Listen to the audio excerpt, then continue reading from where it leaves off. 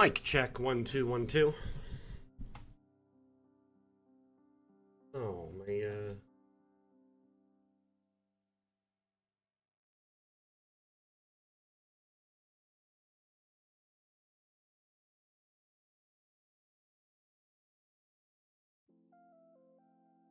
Perfect, thank you, Alan.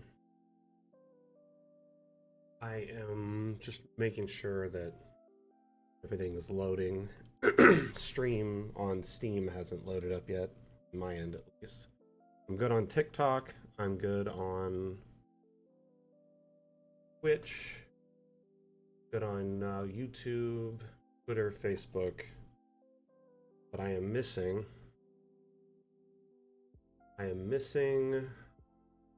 Steam.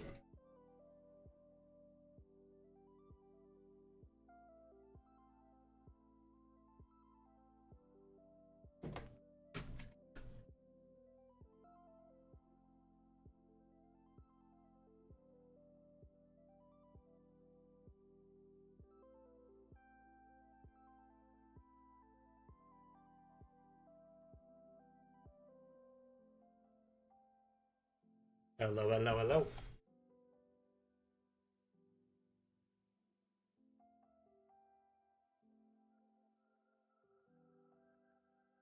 How's everyone doing today?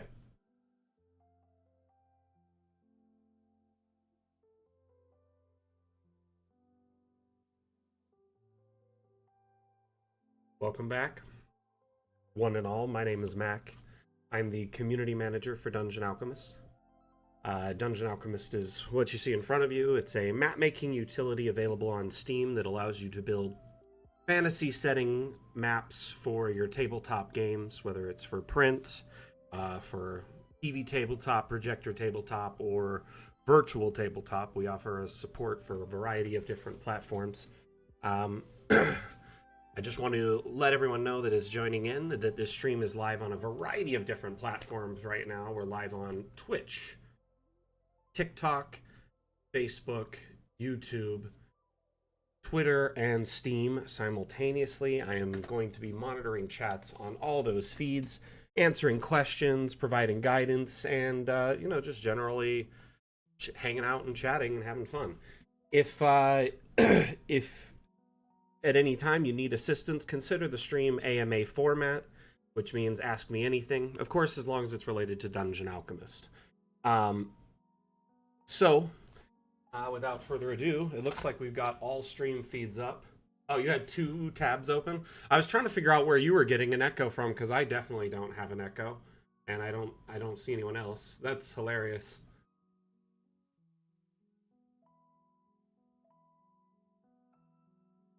Yep, Steam is now live.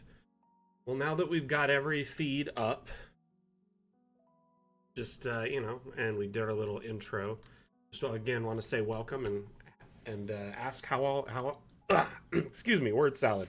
Still my first coffee. How's everyone doing? Your mouse is ready to retire. I feel that. My mouse died like a few months ago, and then I grabbed the mouse out of my electronics bin just to use and threw it on here, and that's what I've been using ever since. I need to get a new mouse. My old mouse is dangling behind my desk because it's like zip tied somewhere, so it just looks like I like threw it off the cliff and it's just hanging there at its death, and then this new mouse is trash. It's like already 10 years old to begin with and not functioning, so I just need to get a new one. I feel you on that, man.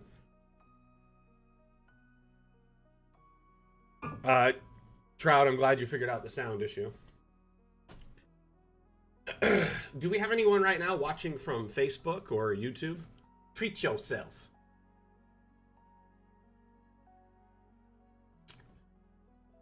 I honestly probably will for like Christmas or something. If this one will last a couple more months, and then I'll get one for, some reason or another. Okay, so when we were last on the stream, we've been focusing on the garden area, and it's actually coming along pretty good. I wasn't sure of what to put in this space, and I was thinking of putting like a little table or like a bench or something, a couple of benches, to give it to kind of like a little, functional area. Hey Tim, thank you for confirming that we've got YouTube live. Much appreciated, much appreciated. Oh, sorry about that. That whipped around way crazy. I apologize. So we've got all sorts of statues and a walkway that we've set up, and of course, oops, the varied plants and shrubs and flowers and trees and the like. This is coming along quite well, at least on the side of the building here. I'd say we're getting close to done. Well, we have this whole corner still, quite a bit. But it is coming along. This area we were working on last week is kind of like an altar. So there's candles, and I was going to put some other decor and stuff on here. I'm trying to figure out what to do with it in general. I'm open to suggestions if anyone has any ideas for both these side pocket areas. There, let me turn on the mouse monitor. We all know exactly where I'm at. Mouse highlighter is live. Yeah, incense is a good idea. I did put some candles, which is, you know, a pretty generic thing. I was going to put a couple of coins. And yeah, incense seems like a great idea. Let's see here. How you doing, Stratus? Welcome back. I feel like the only incense we have is like censer. We could put a little censer here like this.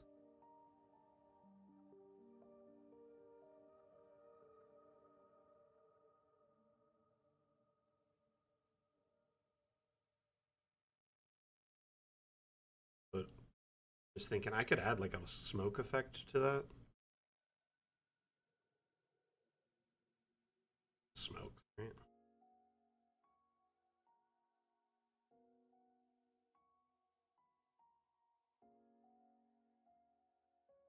Bunch of different effects. I'll probably just use steam.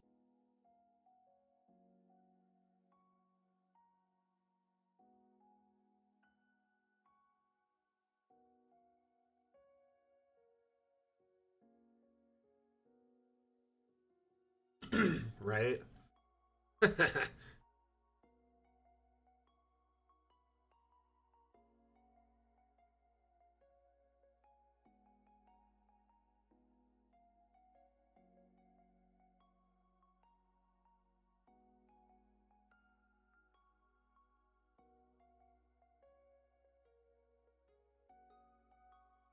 So,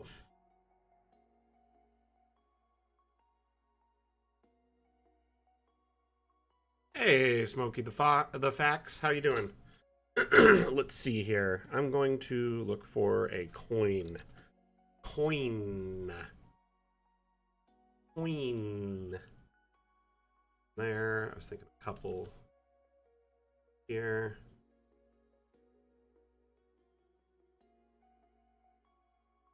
What? Were you just doing your daily doom scroll and you just like, oh, you're like, oh, this is enough. No, wait, this is one of the best lives ever. I am live, Mondu. Are you not seeing me right now? I am live.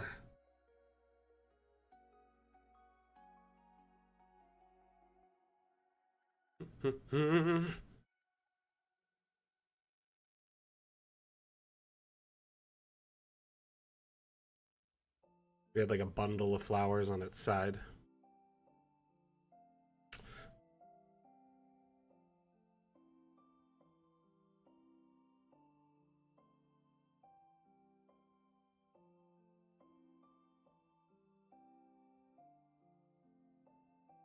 Huh, it's weird. Today's stream was there earlier. I don't know.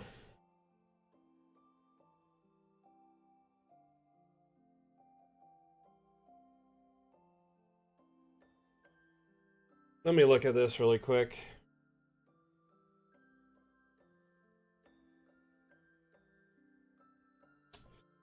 That's right. It's possible. It just around this time of year. Let's just be straight right now. I'm gonna tell everyone so everyone's aware.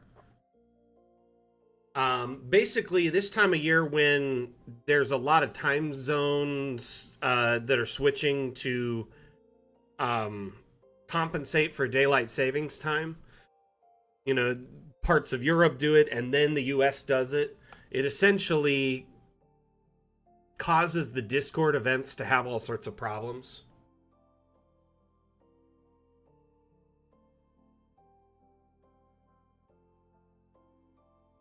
So basically, the event was there, but I think as we get closer to the changes of all the the time zone switches to different daylight savings adjustments, we're gonna have problems. Oh wow, Andrew, you are so original calling me bald. Wow, that's like the first time anyone on a stream has ever called me bald. Actually, go ahead, give me your worst. I've been called everything. Been called Pitbull. I've been called uh uh Rock from Wish. I've been called everything, so don't worry about it. I get it. It's easy to make fun of the bald guy. But I don't care. I've come to terms with it a long time ago.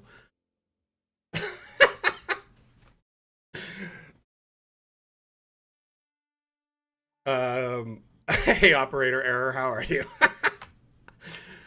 Welcome. Saw the Wild Robot last night and loved it. I've been hearing really good things about it. I kind of want to see it, but I'm gonna probably wait until it's like a streamable.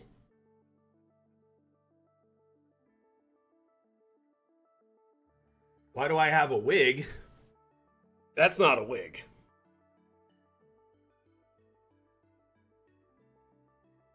That's a fun hat. Here, do you want me to wear another fun hat? I have fun hats all over the room.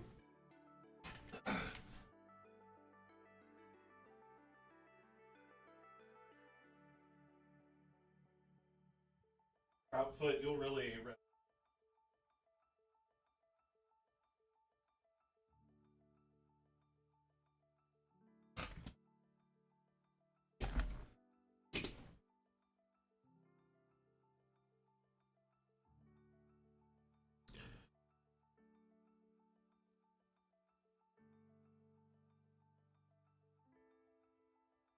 You know, I might actually look for the rental then and check it out. Heard good things about it. Hey, Will, how you doing? Yeah, happy time zones, everyone.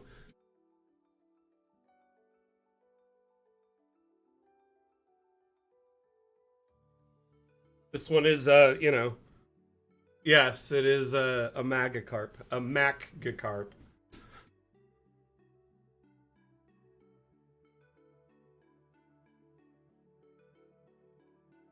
What other things can we put on an altar? We got incense, some candles, we got some coins. What other things would you put here? I guess we could put some crystals. Ooh, a dagger. I mean, this is at like a chapel in public. It's not necessarily like it's like at a cathedral in a cemetery. So, and it's like on a public path. I don't know about a dagger per se.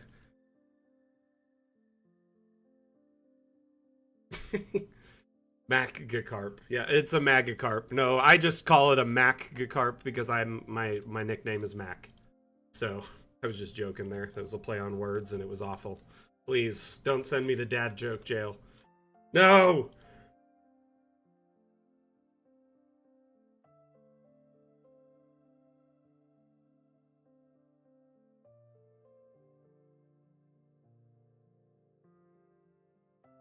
Mondu, who put you in charge?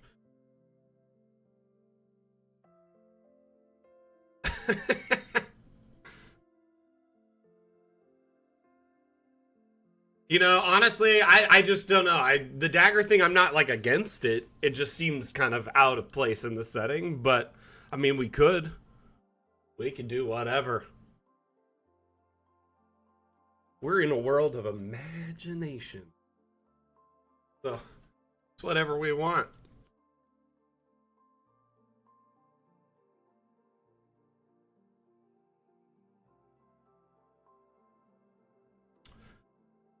Hmm.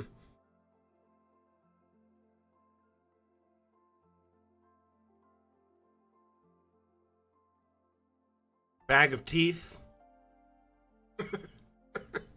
Since we're going strange, let's go real strange.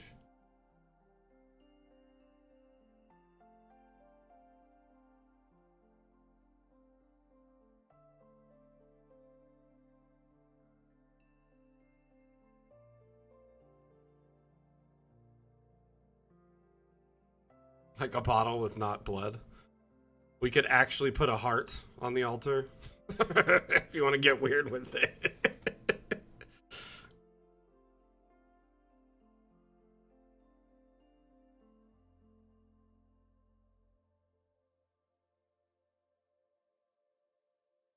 Hmm. I really don't know what to put on it.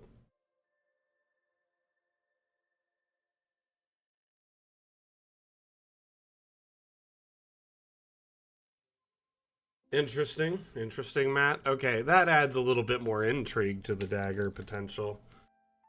So if we're putting a dagger, it'd of course have to be like the most evil looking one. I mean, there's a couple options. That one looks pretty good. Kind of big though. Scale it down. And then someone said blood next to the altar. Candle rack with alms box. We could put an alms box. Let's put one of those. I just swear I saw one just earlier. They're these, right? Coin box. Oh, it's just labeled as a coin box.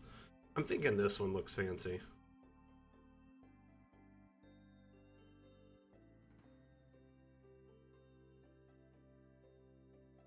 A Sasquatch or a Dracula?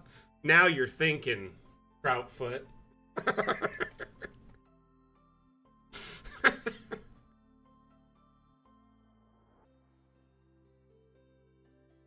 I mean, there's going to be a few freshly dug graves, just like that are graves that are new, per se. But yeah, I could have one nearby. Ooh, a painting on the wall is a good idea. We could do that.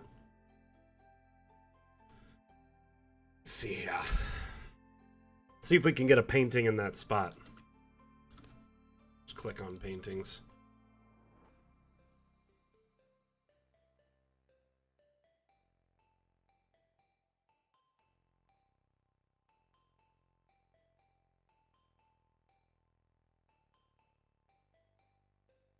It's kind of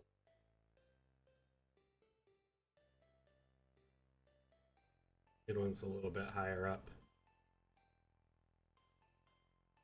That's the right width, but it's like kind of low, you know? I get what you mean, Smokey. I get what you mean. That'd be really cool, actually. That's a good idea. Let me look at a couple more of these paintings. Gotta be one that's like small and up high. That one. That's the one. It's not, I guess it's cut off by that box, but I can move that box to the side. So I'm just gonna do that. And we could even put an image in there custom because that's a customizable. Handles. Put this thing to the side here. A little dagger, kind of like. Hey, quit fighting me, guy. There we go. Now, what could we put as a painting in here? Because we could put a custom image if we wanted to. Like right now, I'm just going to put an image of the cemetery as a placeholder. But we can put anything.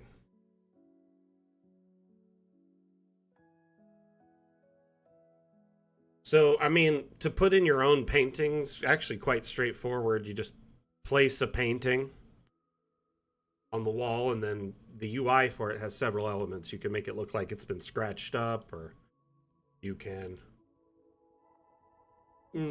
I haven't really chosen a deity in particular. And then each painting kind of has... I can raise it a little bit. I was more worried about the size and placement. You know what I mean? I didn't want one that was too big.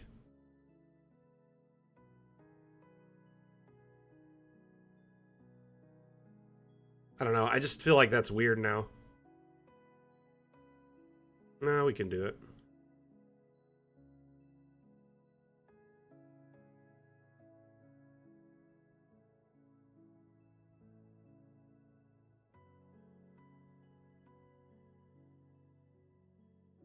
So, handle back here.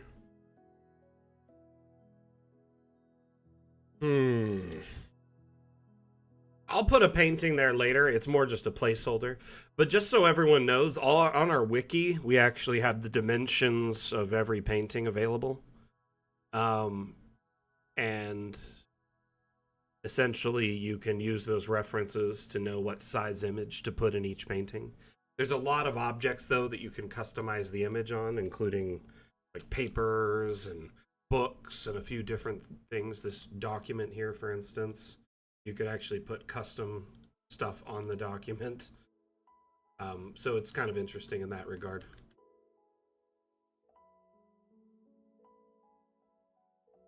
So there was a suggestion of having blood dripping from this, like a path. That's an interesting kind of intrigue type thing, and I'm all for it. I'll probably have to do that later, because it'll be like a combination of abstracts. I guess I could do some of it now.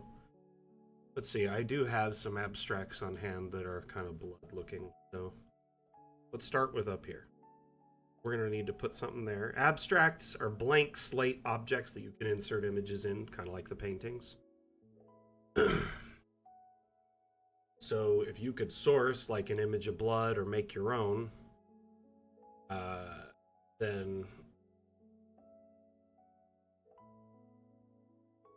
yeah, it is essentially a good way to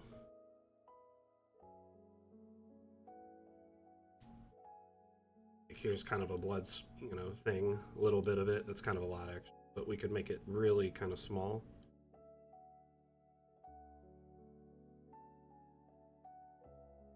Then I could copy that and then just do a few of them, or I could change it to a different graphic for over here.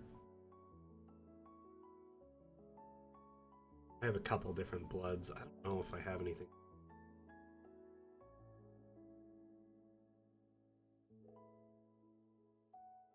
What? Wrong thing.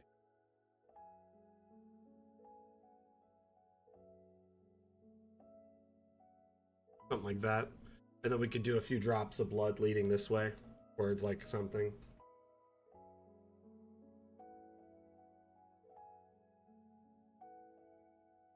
There was a suggestion earlier of there being small amounts of blood here that could be a clue for players to find for some kind of intrigue aspect.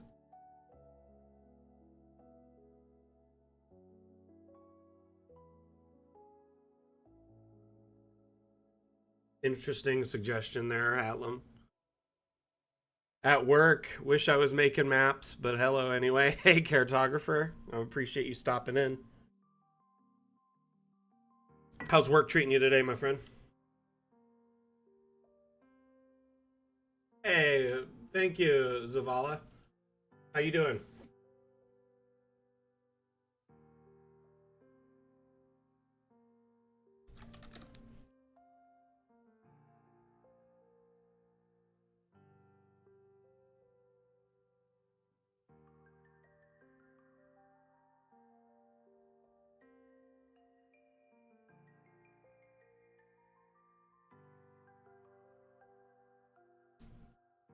I actually kind of like the look of that.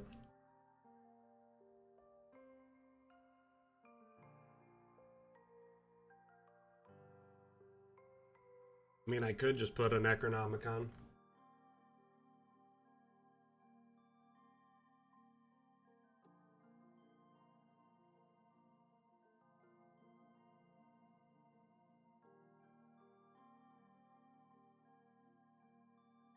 That happens to have a moving eye.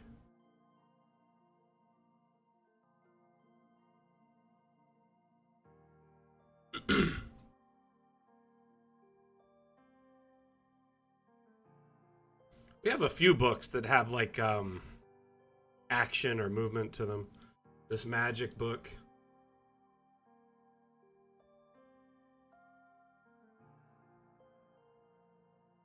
Oops.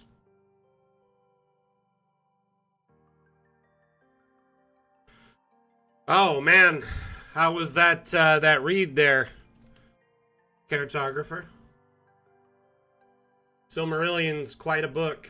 It's interesting, but at the same time, ooh, it's quite a heady read. It can get well, it just jumps around a lot, I guess, and it's more random thoughts than an actual organized book at times. You know what I mean?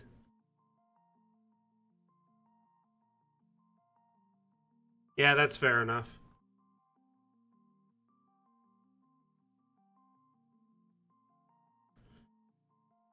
I do enjoy the Silmarillion, though.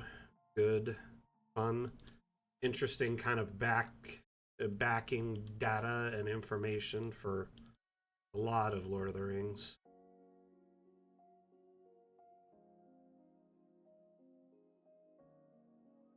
Exactly. Exactly. Oh, check out my copy. This fun. And it's got these really cool like maps that it came with. I've also got it on my Kindle. But it comes with like maps of the Beleriand. Here's one of them.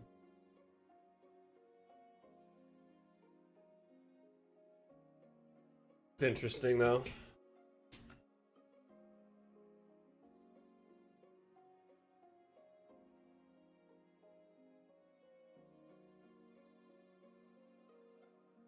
Here's another one.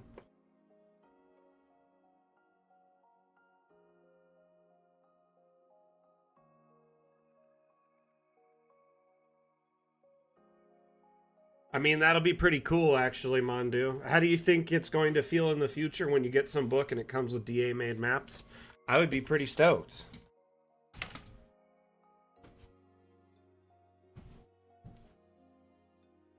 Can't wait for that, actually. Lore is fun. I mean, that's really what the Silmarillion is about, is just a bunch of back data and lore that helps explain so much of that entire world. But also not really in a cohesive manner. It's just like, hey, see you later, Tim. Have a good one. Not necessarily a cohesive or like bonded story. It's just a bunch of like stories slapped together.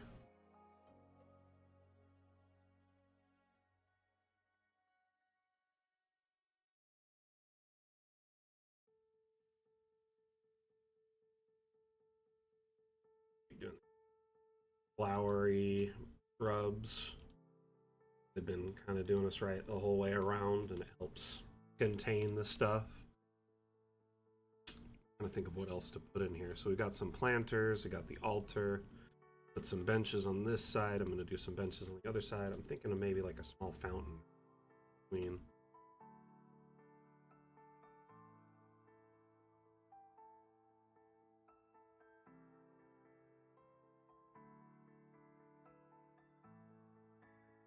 I'll wait to put the last bench until I got the shrubbery set up. Hey, see you later, cartographer.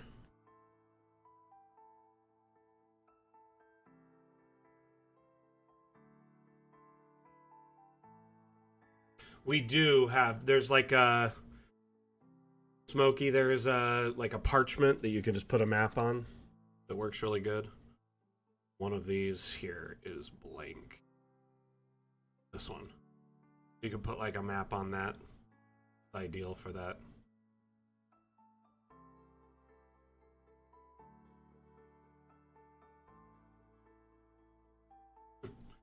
Probably not the best space for it, but that is. I didn't notice that message earlier, sorry. But yeah, I could do like footsteps. I just don't have a footstep blood print or like blood whatever graphic, so I'd have to make one or find one, and that's going to take some time. I'm not going to do that on stream. So I'll probably look into that after stream. A lot of little finish work like that I'm probably going to do after the map is mostly done. Like, I probably shouldn't even be doing these shrubs right now, but it also helps contain the space and just makes it look really good. Last week I kind of shaped where the road will be too for this direction.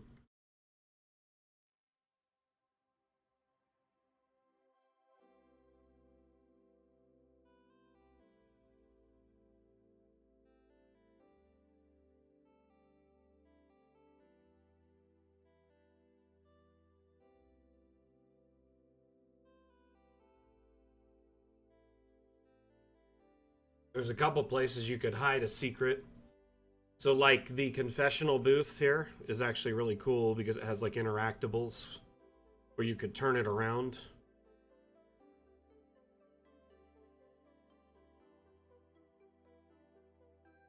And then on the back side here, it's like a whole path. I don't know. Like a secret door. Watch this, you can see through this for a second. Let's put the token there, right?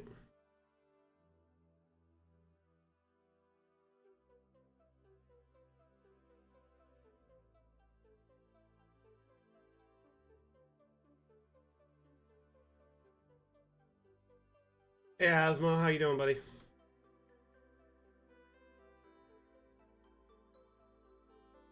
But then back here is like a little doorway. We were gonna do something with this. Just like have a little secret area. Underground cellar, something. The church could be up to something nefarious, or they could be part of like a secret rebel thing. Like this is part of their underground network where they protect people in need. I don't know. Or they could be, you know, doing all sorts of nefarious stuff. You could do this either way.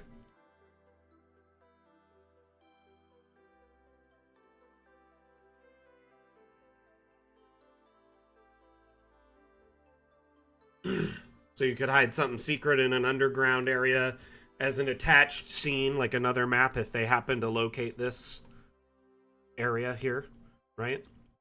And then I was considering another secret area, but this could just be a bit of intrigue here with a bit of story with the blood leading to something like a grave, which could be over here. On the other side of this road, there will be graves, and there is going to be graves over here too. So, likely, we could figure that out.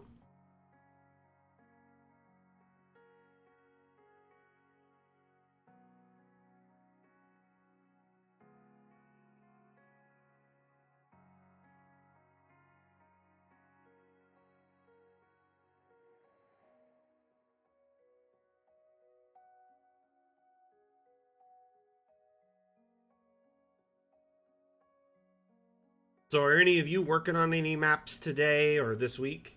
And if you are, what have you been making? Love to hear about it.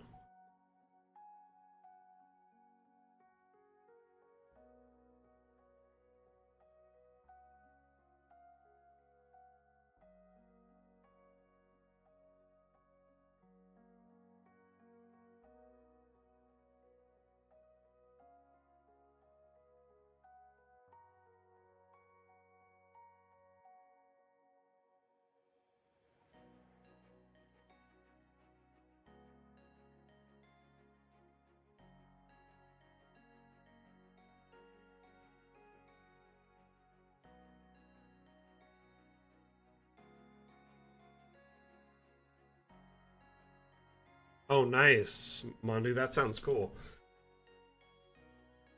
3 to 4 level dungeon with to make with transitioning from desert into ice. No one expects a white dragon in the desert. No, I guess they wouldn't.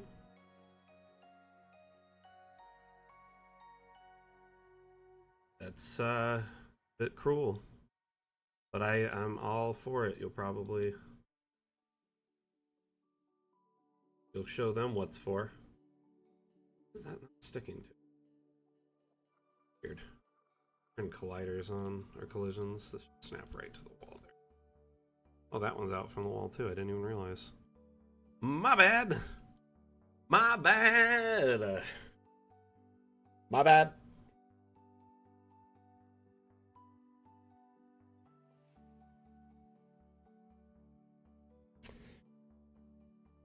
Do we have a limitation on levels? What do you mean, Matt?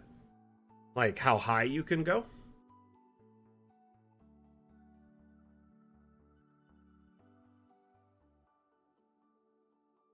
Katya, honestly, I mean, if it resembles a particular chapel, it's merely coincidence. I made this completely from scratch. This is just a chapel I attached to this massive cemetery complex I'm building for like a long-term map build.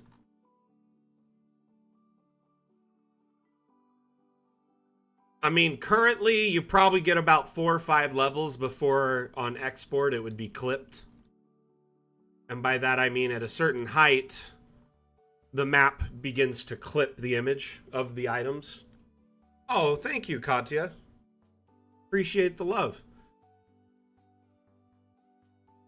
Yeah, the limit is the render limit. Let me show you what I mean. I have a map that demonstrates this rather well. Uh-oh, Steam's being a little... Is Steam crashing for you right now?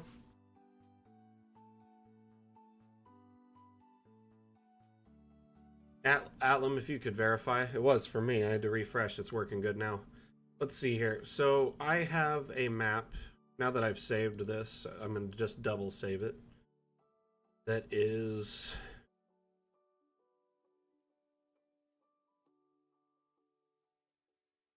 previous project, right? Yeah, I mean, if you dug down into the ground and it had underground first, I would say from like water level, you'd probably get down 1 or 2 levels and then going up 4 to 6. So you'd probably have anywhere from 5 to 8 levels is just a rough estimate. But the thing is, there's a render limit at the top level of DA where it starts cutting things off. In our next update, though, I don't think that's going to be a problem. It's going to kind of do away with that. The next update will support multi-level, and if you give me a minute, I'll show you how that'll work.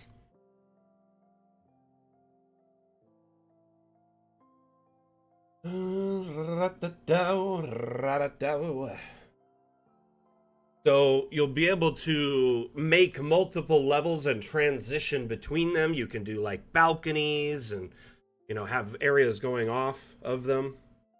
Okay, that's good. Thank you, Atlam. I'll put this on repeat so you can watch it for a minute.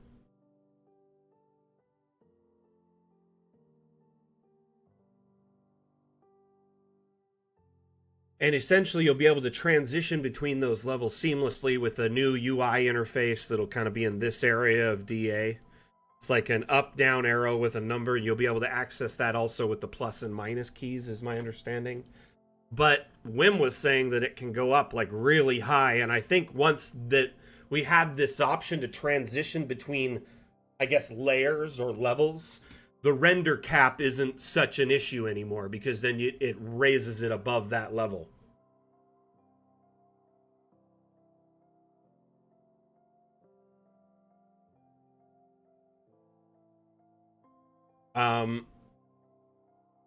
Now, remember, all the footage you're seeing here is alpha footage. It's work in progress. A lot of it is buggy or weird and isn't finalized. So, you know, keep in mind it'll get a lot better as we progress. Show you a couple images here. This one's enough. But pretty much every floor, like every room type, wall type, window, pillar, everything is getting like updates to be better transitioning for these different layers and levels. Yeah, I know. I know it is, Mondu, but not everyone pays attention to Discord or social network posts. This may be the first time they've seen it.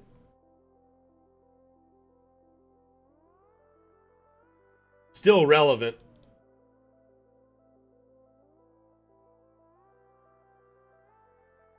This one's only a couple days old at this point. And it's a great example of how you'll be able to do like, you know, kind of mezzanines and like patios and vaulted areas. Because you could just get rid of all of this and vault it up to the next floor and make it a big tall room, right? I mean, that's kind of a strange name for it, but sure.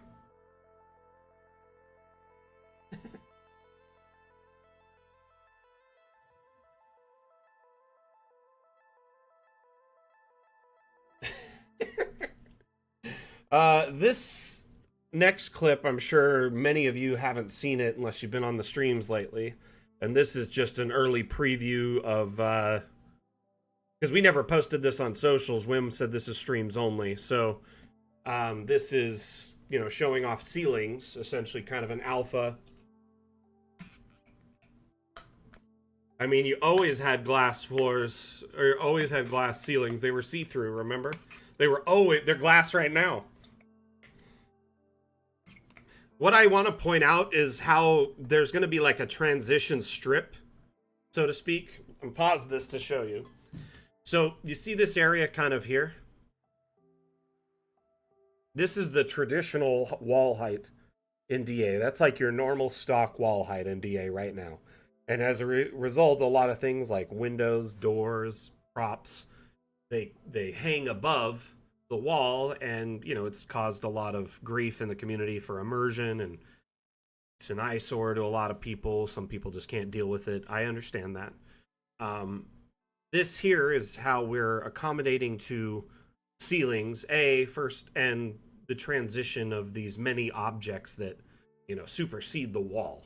So there's like a transitional kind of bumper or strip where it raises up the wall to the next tier and puts the ceiling. This only appears when you activate the ceiling for a room.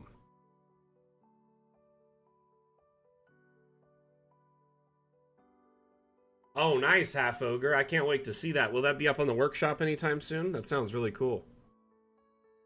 Half Ogre on YouTube says, I'm putting the final touches of an underground forgotten temple that had been corrupted in its day, accessed through the city sewers. Lots of nasties.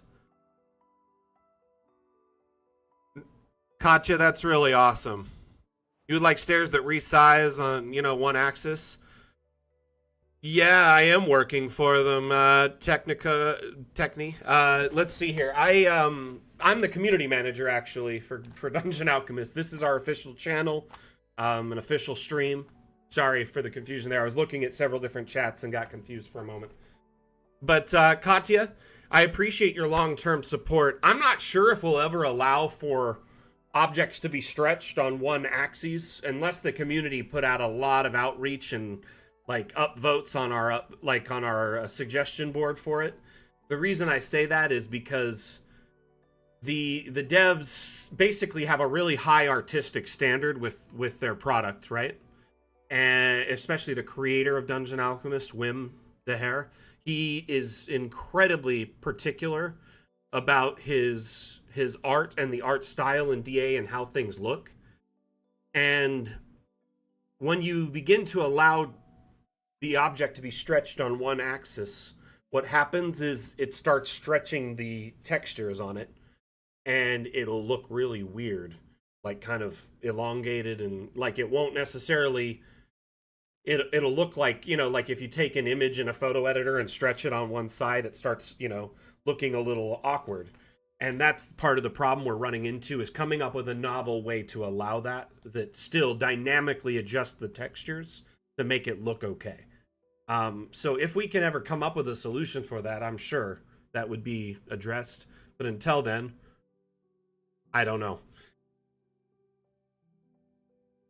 So, Techni, I mean, first off, we do have a demo that's free that you can try on Steam. But it's only like a small slice of the pie.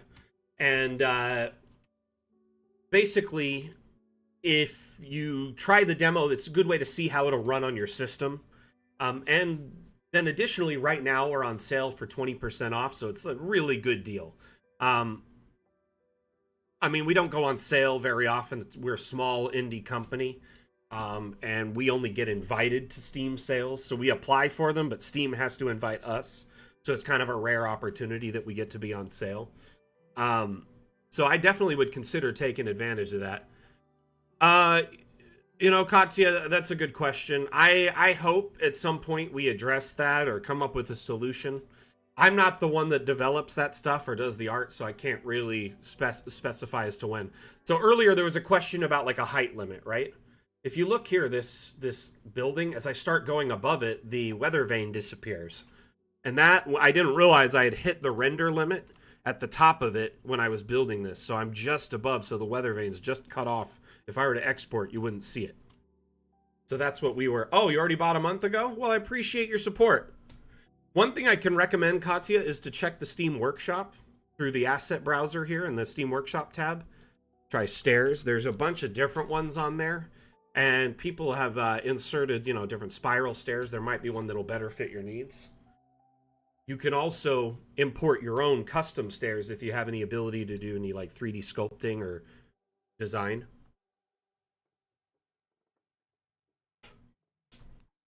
Anyway, this is a previous Mapmaker Monday build, and it's a fully navigable 4-story tower.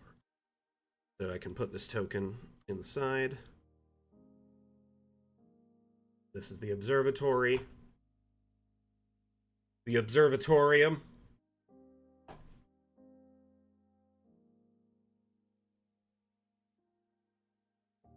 Little bathtub and kind of wash basin area, bedroom, wardrobe, and flute area. So these staircases and floors, I found them on the Steam Workshop, but most of the other assets are... Oh, and the roof is something my wife actually made custom. She's pretty crafty when it comes to sculpting, so she helped me. I kind of told her what I was looking for. I like drew a stick figure version of it on a piece of paper, and she's like, oh yeah, I can do that. And we made a couple iterations and got it to work. Here's the study, kind of library, kind of alchemy station. We can make potions, experiments, and the like. And of course the like hearth kitchen entry and food storage. And then there's a hatch that goes to an underground like escape area, like a tunnel that can get out of this area. For some reason, they're like attacked or overwhelmed or located. Anyway, this whole tower is kind of set in the forest, in the middle of nowhere. It's intended to be a very dense, deep forest, but this wizard is kind of paranoid. And that's the escape hatch tunnel that runs under that kind of area there. Outside, you have a little garden and an apiary and outhouse, shed, workstation, kind of a little forge area. Well, just his whole property. Anyway, this is an older build, so I want to get back to our current build. Sorry about that. But someone was asking about build height, so I wanted to show that there is a limitation. But granted, as you can see, I went under to a degree, and I went up 4 levels plus this massive roof. So if I didn't have such a tall roof, I probably could have gotten 1 or 2 more floors and a roof. And then a couple below, 1 or 2 below. You would eventually hit the bottom of the map, though, at certain points, and the top of the map.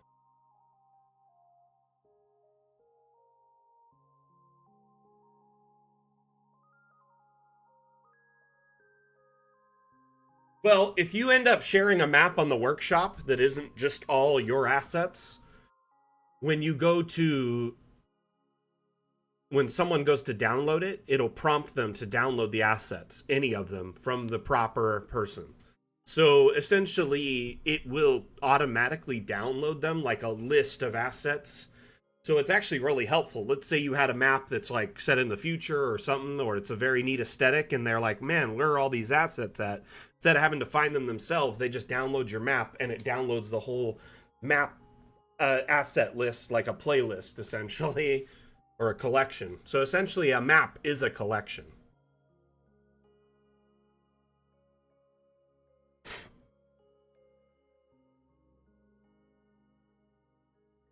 Yeah.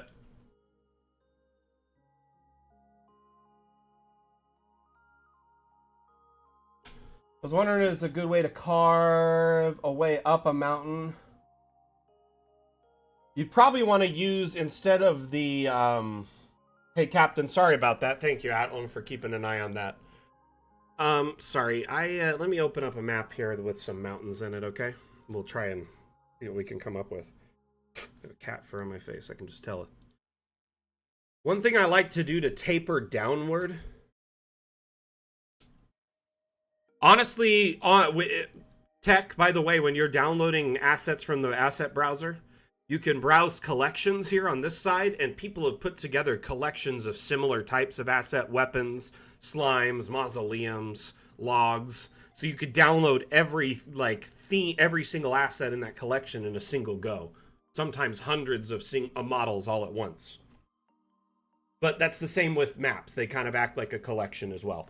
So Goldfish was asking how you would make a path that goes from like a low to a high area, right?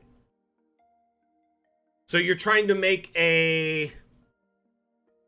Is this like a switchback that goes down from down to up, Captain? Or is it like a long, skinny path with like a very deep, dark cavern below type situation, or a canyon below? Trying to understand what you're doing here a little bit better.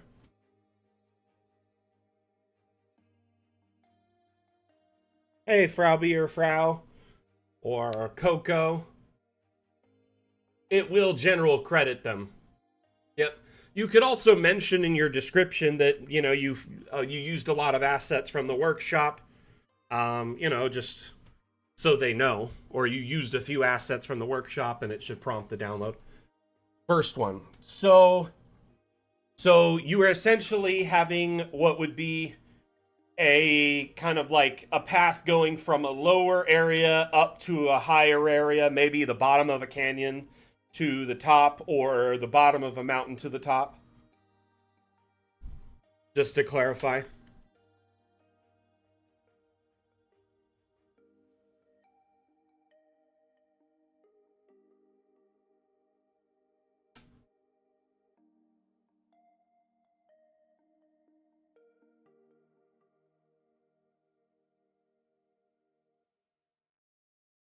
Okay, cool. Thank you for clarifying. Steam chat is a little delayed, so I was just kind of waiting there for you. So I appreciate you being patient with me, and I'm sorry I missed your first chat there. So, Captain, what I would do in your situation is, let's just assume this is the mountain peak for brevity's sake, okay? You have several tools at your disposal for trying to make a path. So you want this to feel like it's a footpath that's kind of been carved into the mountain, kind of just a basic path, right? Not like stairs or anything like that.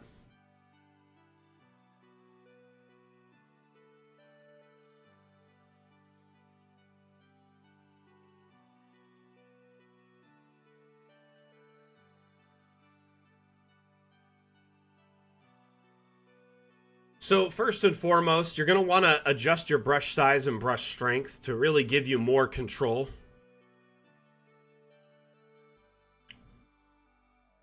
Where is the translation? I'm sorry, what do you mean, Vadim? Basic path, got it. Okay, so what I'm going to do is try and transition this space down to here somewhere, or here. Sound good?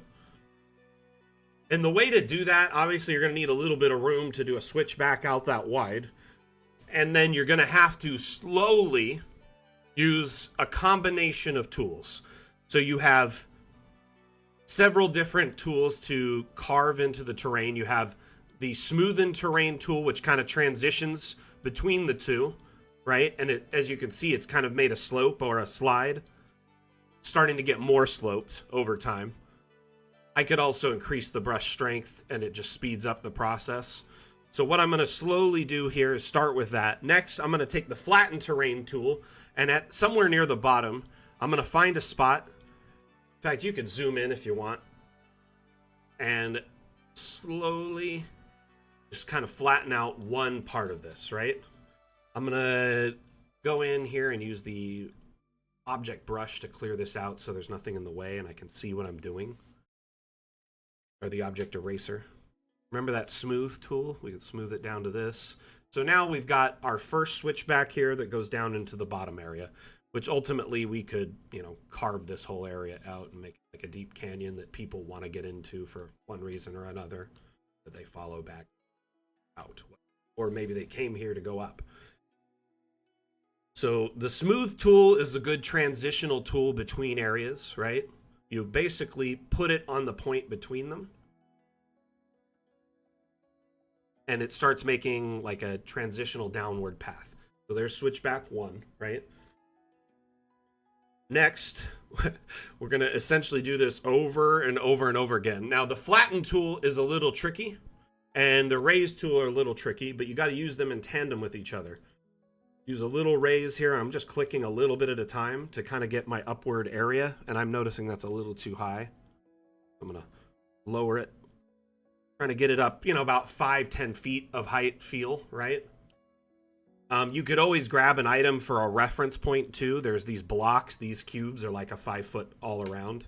So that's a good idea for a switchback. You can kind of give yourself an idea of how much height is transitioning up between them. Once you get to this next piece, it's very critical you use the flatten terrain tool at the top and hold it over the biggest portion of area that's somewhat flat. And then I'm going to carve into this mountain here so I don't lose my previous step, right? Go back into the smooth terrain tool, put it over this.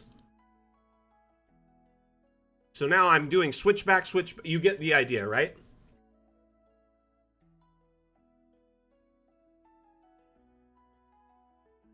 Yeah, it would be nice if we had more options for our terrain tool. I think the devs plan to improve it with time, but unfortunately it's not this time. One thing to remember is we are in early access, so a lot of things are still under development and being worked on, tested, and improved. I think the terrain tool is a bit of an acquired taste, and you kind of learn how to use the various aspects and the ebbs and flows of it.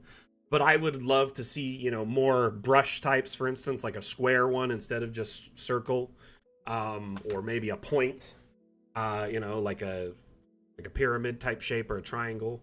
It would also be nice to have brushes that did different things.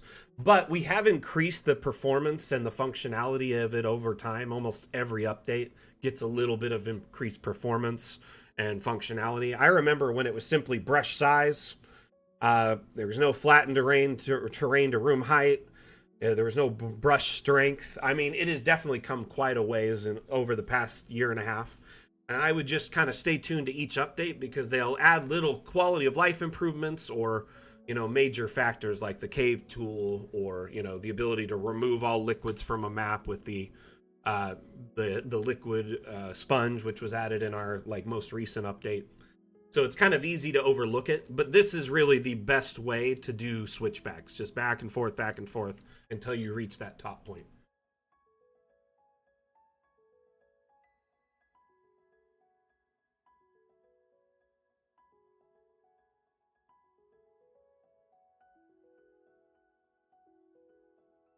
One thing I could recommend is definitely check out our roadmap and suggestion board. That upvoting link just shared in chat by ATL. That's our living roadmap. Essentially, you could see what we're working on and what we kind of have in the pipeline, but also a massive suggestion board where you can leave comments and upvote other, suggestions. The more upvotes a suggestion gets, the more likely the devs will look into implementing it. Not every suggestion is possible, especially with a team of less than 10 people. We only really have 4 devs on our team, so it's not like we have a massive team that can undertake every new suggestion and thought. But we do look at them, we consider them, and see if they're viable in our current roadmap. And at the end of the day, our roadmap and the path we follow is mostly dictated by the fact that our Kickstarter had a series of promises and stretch goals. We wouldn't be here today without that Kickstarter, and we want to, follow up on those promises and make sure we follow through with them before we start adding on, feature creep or things that we didn't really plan on or promise initially. So down the road, yes, I mean, sky's the limit. Once we leave early access, I could imagine a lot of different things coming that could do that. Vadim, yes, you could do a 2-floor temple, but it has to be done by hand. There are lots of options of multiple floors on the Steam Workshop. It's definitely possible to do, but essentially the first floor is done with this tool here, the room tool, and then everything above it would be objects. Our next update, which we're hoping to launch Q1 2025, will solve that. Multiple levels will be easy to do with the existing draw room tool, so it'll save you a lot of headache and time. But until then, it is just something that takes a little bit of elbow grease.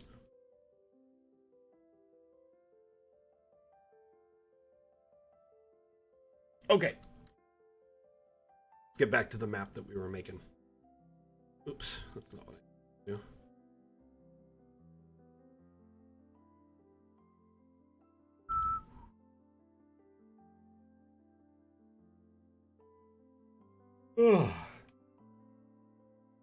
Coco, are you still there? What you been up to lately?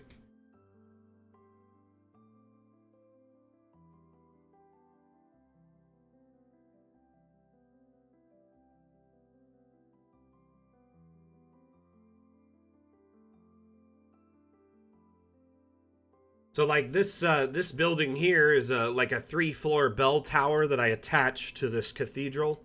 I didn't really want to put a lot of emphasis into multi-floor on this until the next update because I felt like it'd be easier to attach a second floor at that point. You got a new PC? That is awesome. I am so happy for you. Congratulations. I'd love to hear the specs if you're open to sharing, but if you're just lurking, I understand.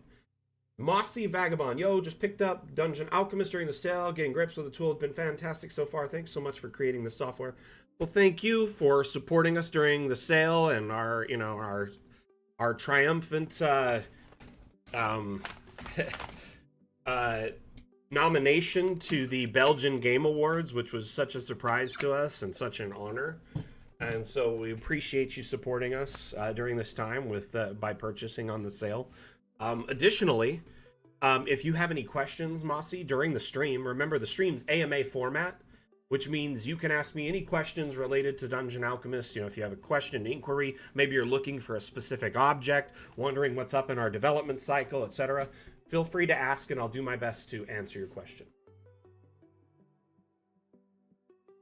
Yeah, German Zavala in YouTube also said, what I do for second floor is I do the first floor, then I change the layout for the second floor and so on. That's the real smart way to do it, is you just essentially make the first floor of your building, right? Instead of doing 4 or 5 floors all on one map, which would be a nightmare to export in DA or in any, you know, and use in a virtual tabletop.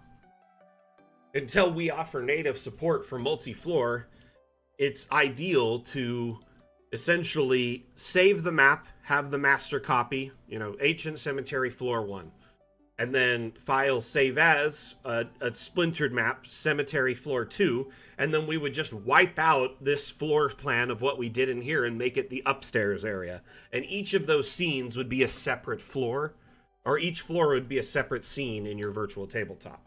That's really the ideal way to approach it right now. Even in a tavern, you could just bottom floor square tavern, kind of tavern layout with a staircase in the corner. Then, you know, if your players decide they want to go up to the rooms up the staircase, you load the upper floor, which is the next scene or the upper floor. Run amok. I will be putting the information about that, but you have between now and the end of day on the 1st of November. And the challenge is haunted. You just bought the program where you can get the objects. Well, you probably, if you just got Dungeon Alchemist, you're going to want to follow through the tutorial. A lot of these areas here are grayed out until you finalize the tutorial. There'll be like a little pop-up in the center guiding you through the basics. Once you've done the basics of the tutorial, then all this stuff unlocks. If you closed out the tutorial and it still isn't open, you can click Help and click on these different aspects and check them out, and that'll guide you through the tutorial again. We do that because a lot of people miss the basics. But if you open these different tabs, you have objects in this panel here. There's thousands of objects that are stock included with your purchase. Or you can go to the Steam Workshop tab and click Browse Assets. And these are community shared assets. There's 6,251 community shared assets that anyone who owns a copy of Dungeon Alchemist gets access to. And these branch anywhere from fantasy to sci-fi, cyberpunk, modern, you know, Fallout, all sorts of different aesthetics. Okay, let's see this. So fast and smooth, huge quality of life update. Specs are X870, Aorus Elite mainboard, Ryzen 5, 4060 Ti. Oh wow, you got a big upgrade there. 32 gigabytes of RAM. Nice. I'm glad you got it. I'm happy for you. Happy birthday, by the way. Belated.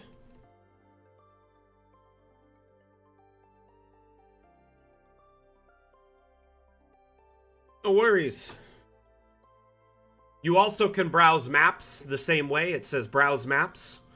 There's over 9,875 maps. Well, we're getting close to 10K. You can browse maps or you can share maps. Same with 3D models. You can import 3D models through the asset importer. So let's say you can sculpt 3D models or you're good with CAD. You can make something and import it custom. Alternatively, if you know where to source 3D models, maybe you bought a bunch through a Humble Bundle, or you licensed a ton through some sort of, Unity or Blender package or something, or you know how to properly accredit Creative Commons assets from like 3D model websites, then you could potentially, import them for local use or even share them, as long as you own the rights to them or properly credit the creator with a Creative Commons.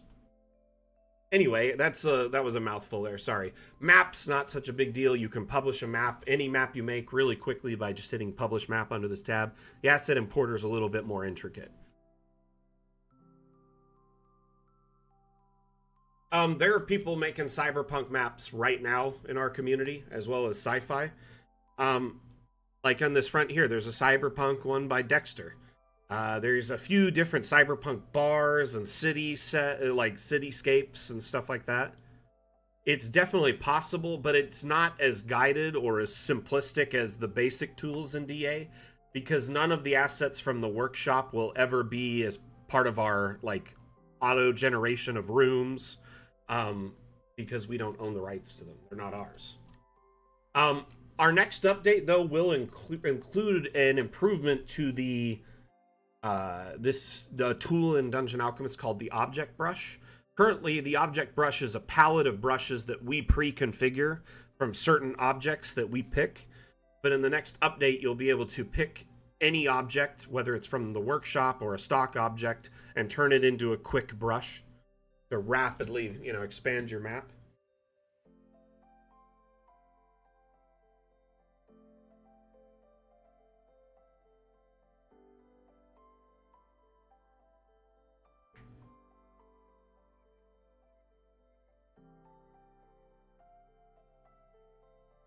Yeah, we do. The object brush right now is great for painting trees. And here, let me show you. You go over here to the object brush. You go to the object panel, object brush tab here, and then there's the nature panel. There's different brush sets. So let's just do like this broadleaf tree. It's kind of intense because the brush size and the density. But you could just paint them across. So this is great to make like a quick forest. That's actually how I did this part of the cemetery. I painted all those those graves in like a minute using this this brush right here, which is the grid brush. Here, I'll show you over here. So I've increased the brush size, but the density is low, and I've set it to grid, and I'm just going to paint across like that. Once you kind of figure out the orientation, you could quickly just paint out a bunch of graves. There's a lot of tools in Dungeon Alchemist designed to save you time.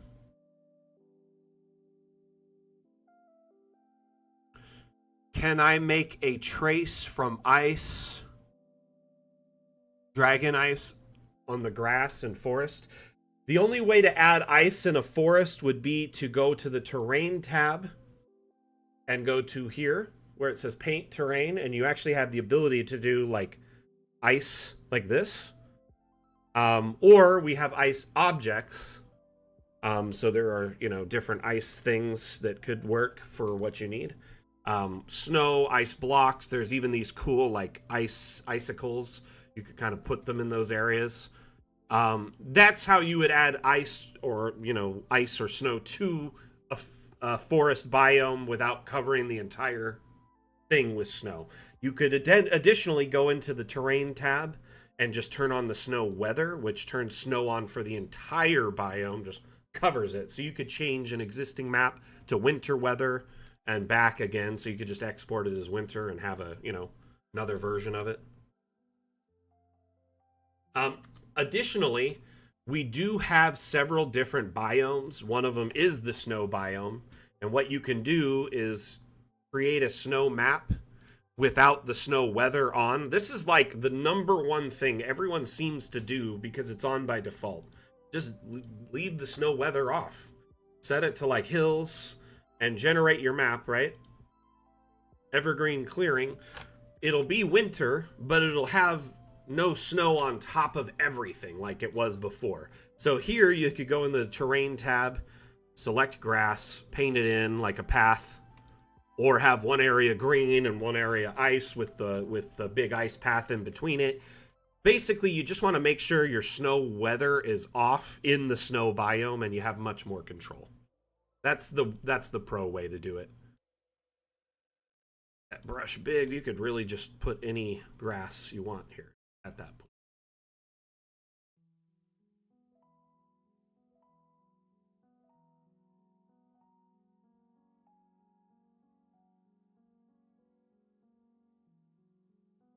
See, that's what the streams are for, really. It's here to provide guidance and, make sure you understand Dungeon Alchemist, understand your purchase or what you're getting into, show you what it's capable of, and answer your questions in real time. I feel that's so much more useful than, like, a video. Like, a quick tutorial is great, don't get me wrong, but it's not very personable, and no one can answer your questions in real time when you need help. But I could give you a tutorial right now and almost anything you needed in real time and answer your questions, which I think is a much more powerful tool. Especially in this day and age. It's like a combination between customer support and, like, I guess it's like an infomercial meets customer support a little bit, huh? Vadim, we plan on adding language support for many different languages at some point, but not until we leave early access at least, because Dungeon Alchemist in early access is in a constant state of flux. There's so many things that change and are added. Like every few months we have a major update, and some things that were there may not be there, and some things are, and we add hundreds of new objects, and essentially we want to add localization or language support for many different languages after we leave early access and Dungeon Alchemist is more solidified and solid as a product. So that way we don't have to do it 100 times. You know what I mean? We only have to do it once or a couple of times. Yeah, no one, I think at one point after we leave early access, the devs have said we want to do things like VTT light features, like Fog of War, limited dice rolling, stuff like that. It won't be worked on until we leave early access. That would be a feature creep type thing that wasn't promised as part of our core development. So essentially, once we leave early access, we have 5 major updates until we do. The next update is called Fun with Objects, and then after that, in no particular order, you have Tricks and Traps, Water Worlds, High Seas, and Instant Dungeons. So after those are done, then we would start jumping onto above and beyond projects. I'm noticing TikTok is just dropping all sorts of likes, and I just want to say thank you so much for the likes, because that really does help us get noticed on the TikTok platform that is so algorithmically based. So thank you very much. We have like almost, over 1,000 likes now, 1.4K. Thank you so much. Appreciate you. Okay, let's get back to this build, because I keep getting distracted, but I definitely don't mind. Hazak, you can do that right now by hand. Look at this building. This is clearly showing a 3-floor bell tower. I built that by hand. Everything above the first level, you simply just have to go into objects and find, say, a structural object like a wall, which we offer every single wall type as an object, as a standalone, freestanding object. So let's just grab this one, right? This can be rotated. I'm going to just place it here. I'm going to disable collisions and raise it up. Snap it in and lower it into place there for the next floor. Bing, bang, boom. I've already started my next floor. It is quite possible, my friend, to add on walls and levels for the next level. You just got to do it by hand. There is no automation for it at this time. So let's say I add the wall. What about a floor? We have all sorts of different platforms, wooden, stone. These can be used as like an interim space like I did here with like these, like catwalk or scaffolding. Alternatively, there are stone platforms. These can be used as an interim space as a floor. On our Steam Workshop repository, there are hundreds and hundreds of maps that showcase multi-level.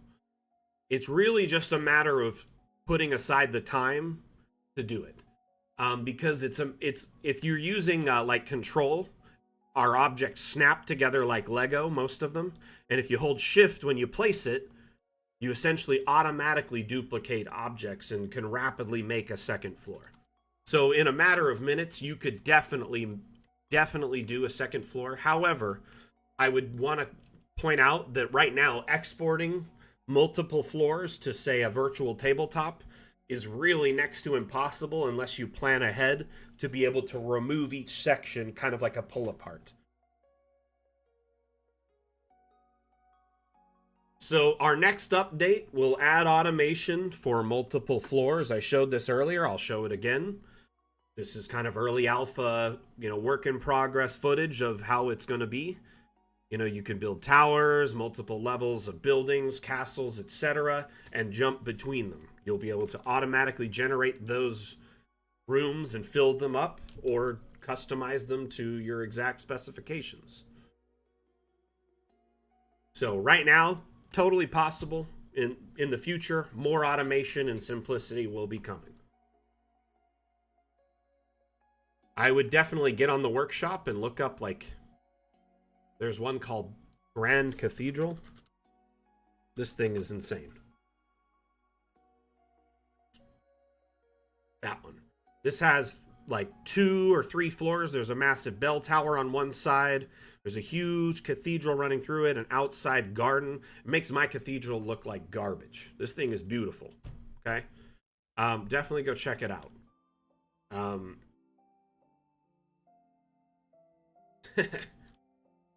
Great example of multi-level.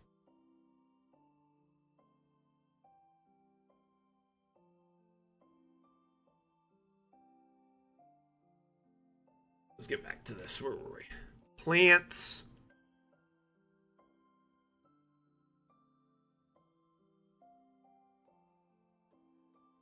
I hope I don't come across as defensive with the multi-level thing. I feel like I try to be educational. Like, a lot of people don't understand it's possible because it's not as simple as like point and click like the room interface is. And I understand that that can make it a little bit more daunting. But, I mean, like, if I don't know. I love learning new things and kind of expanding my ability to do tasks and, different things around the house, for instance. I love fixing things, and I love building little pieces of tech with, like Arduino and 3D printing and stuff like that. So I like tinkering to a degree, and I love showing people all the ways you can accomplish things in Dungeon Alchemist. Rather than saying, no, it's not possible, you can't do that yet, I will give you the best solution available, is my approach. Is there a quick way to make a maze? Yeah, I mean, probably the best way would just be to draw it out as like a wall frame and generate it all at once. And then change the walls to like a hedge right? Are you wanting like a hedge maze? Or a certain type of wall structure? Excuse me. Let me get some water really quick so I can dive into this more.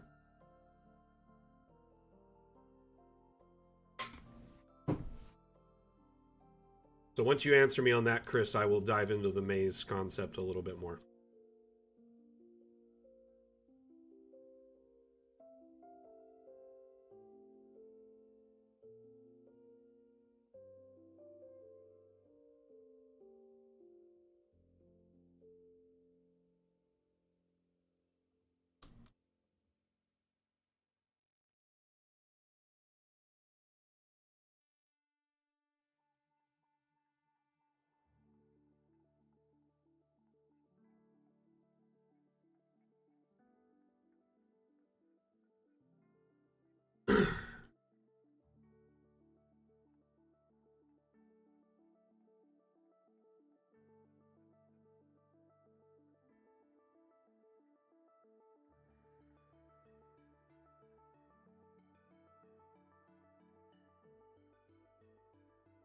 Trying to make a stone wall, cave labyrinth. Okay. Do you want it in like the ground, or do you want it kind of like up, kind of like labyrinth style, like the movie?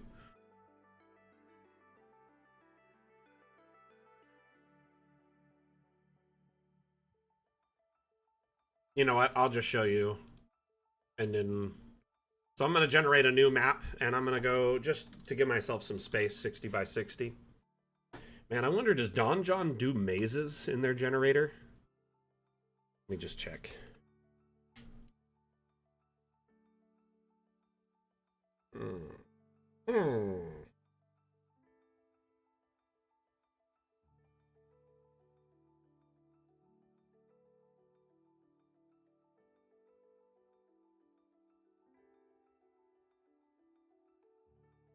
Wish they did. It does not look like it.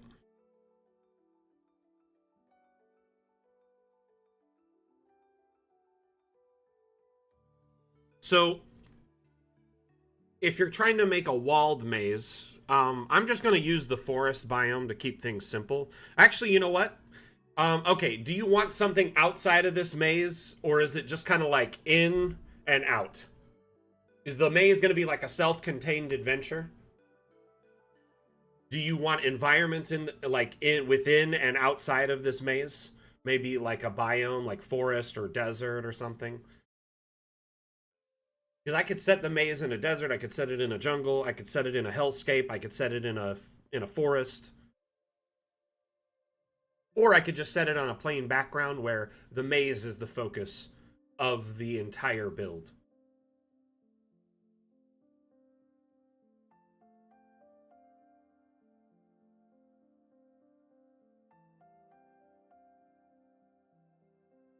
Okay, so the maze is a very small part of a much larger map. Interesting. Okay, I'm just going to use the desert, okay? And we're going to go flat. I mean, there are some Colosseum maps on our workshop that are quite cool, but I'm just going to show you the map concept, the idea of a maze really quick, and you can go from there. Sound good? Get rid of river. I'm going to create this. There are a few mazes on the workshop too, but they don't really show you how they're made. Ideally, if you have a maze that you already are working from, like a design, do you have an image you want to use, or are you just kind of making it from scratch? We don't have a tool that would just randomly generate a maze, but if you had something to trace, for instance, you could import the image and then use it as a trace to trace out your map really quick. I do that with Don John maps all the time. Now let's just say you don't have a trace. I would probably pick like a castle or crypt type. Many of the walls in these are essentially stone. Next, in dungeons, they don't typically have windows. Okay, but they will have objects, light, walls, doors, and floors. I'm going to just start generating what I would assume is the maze structure. You could do like a 2 wide kind of and have areas that go out like this that are, you know, just branches. And you would want to generate almost the entire structure before you you essentially lay out the whole floor plan before you generate it. That way all the walls and the entire thing are connected. So let's say I just lay out whatever is this. I'm not good at making mazes per se, but if you have an idea in mind or a floor plan in mind where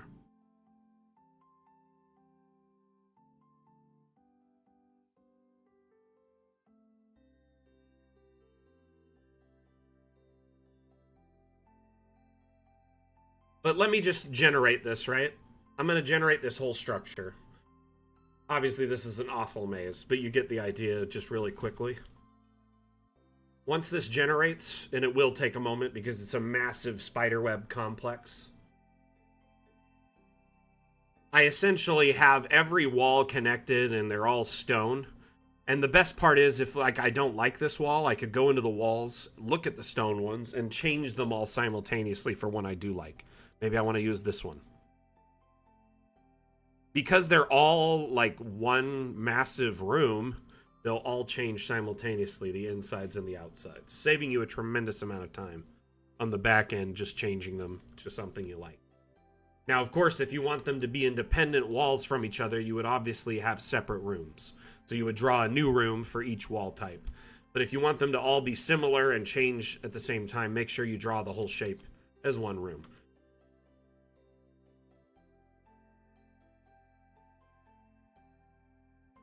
The best way, in my opinion, would be to find an image of a maze, right?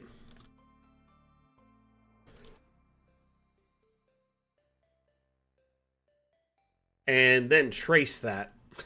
That would be my go-to because I stink at making mazes.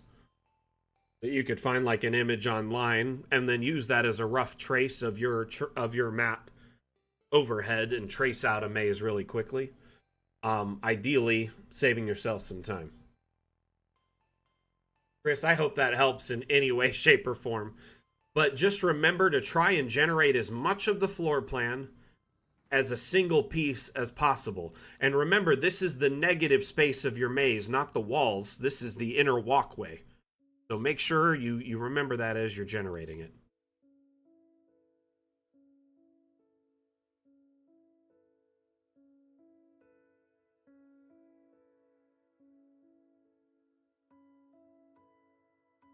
Like I said, to generate it without... I mean, you could literally just tell it to generate without doors and windows and objects and just place them yourself. But if you... Doors will only generate, like, in very specific locations. Either between rooms, which I haven't given it an opportunity to do, because I'm not generating new rooms. I'm only generating one massive room. The trace is more of a reference. It's not going to automatically generate it to that specification. But just to give you an idea, let's say you had a map that you wanted to trace, right?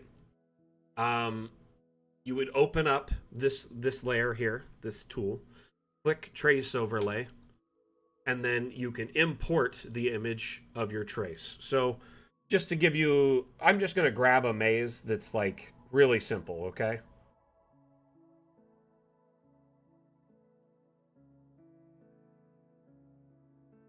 That I just found online to just give you a basic idea, okay?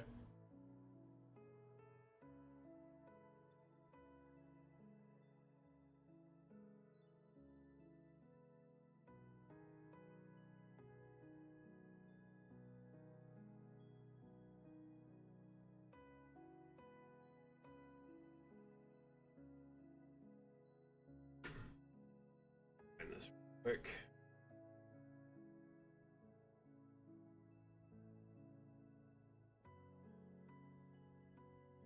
So this particular image is 1300 by 1300, and our... Let's see here. Trying to do some basic math here.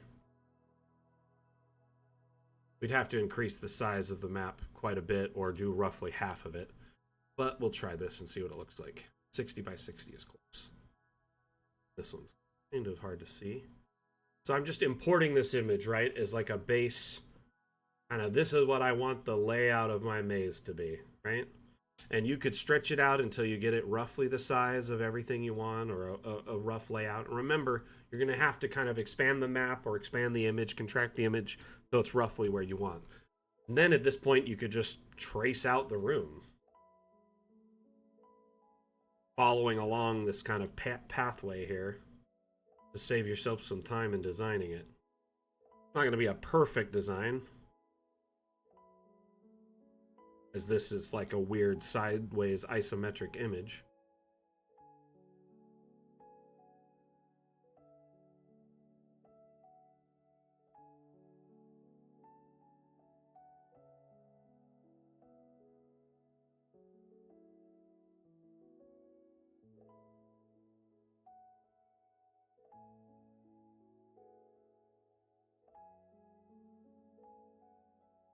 But as I go, it'll be a much more full maze, right? You want to make sure you connect all these spaces at the end of the day. Oops. So at the end of this maze, it should be one floor plan that you generate. That way it's less likely to have tons of doors and places where it won't be. And then you could also just say generate without windows and doors. So it saves you a tremendous amount of time there. This is the maze you tried to reference? Yeah, I just Googled maze and found this. That's a crazy coincidence, I'm not gonna lie.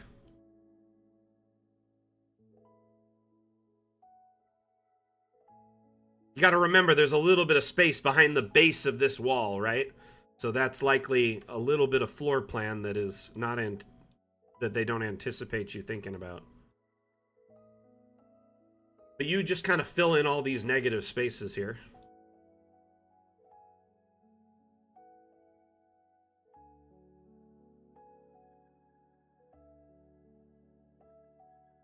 Got to be careful you don't necessarily conjoin them. But when it's all said and done, it should be a singular maze.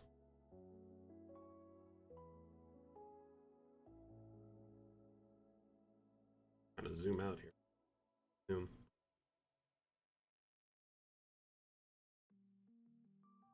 Or alternatively, if there's no maze you need particularly, I'll save you some time and just search on the workshop.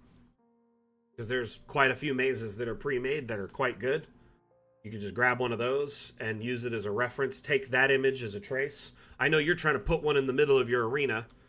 So ultimately, it's just designing a wall space in your arena using the wall tool. Yeah, you can't send links over YouTube, I'm afraid. It auto blocks it.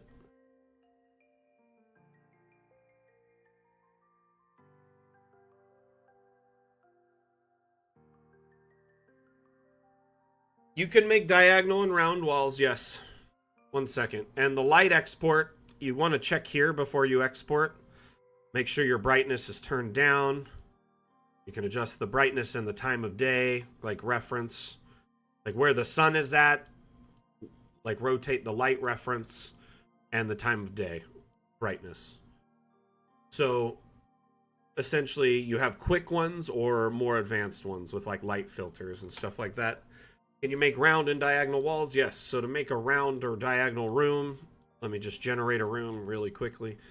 Start with round. So for a round room, you're going to have an even divisible amount of number. And by that, I mean you can't have like 15 by 15 to make a round room. It'll end up like an oval if you do that. It needs to be 16 by 16 or 14 by 14, 12 by 12, 10 by 10. So let's just show you a 10 by 10. Oops.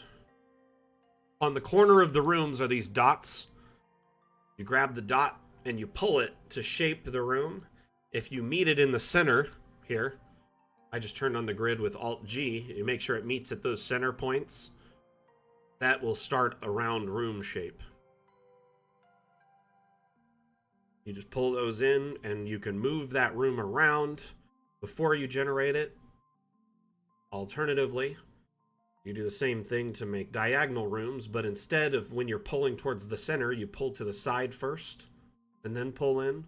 That makes you diagonal rooms. Weird kind of pointed shapes on corners. You can make them, you know, here I just made it a square again by pulling it the opposite way. You can do convex and concave round pieces. You have all sorts of options here. The building can be moved before it's generated, rotated before it's generated.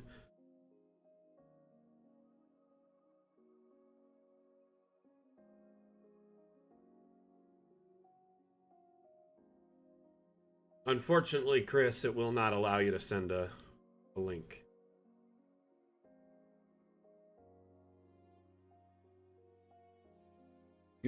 Twitch is so quiet today.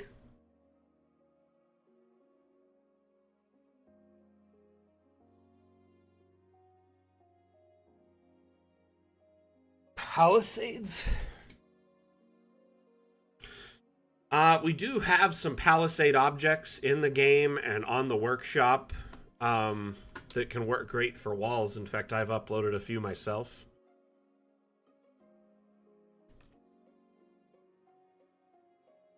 These kind of things. And then there is some inside. They're just not labeled as a Palisade, called a barricade. These are like a stock asset here. Impromptu fortress or barricade.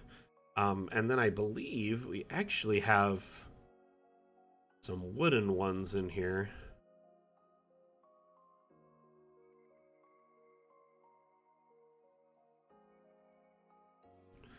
That can act as a reasonable barricade. Sorry, I was trying to remember what they're called.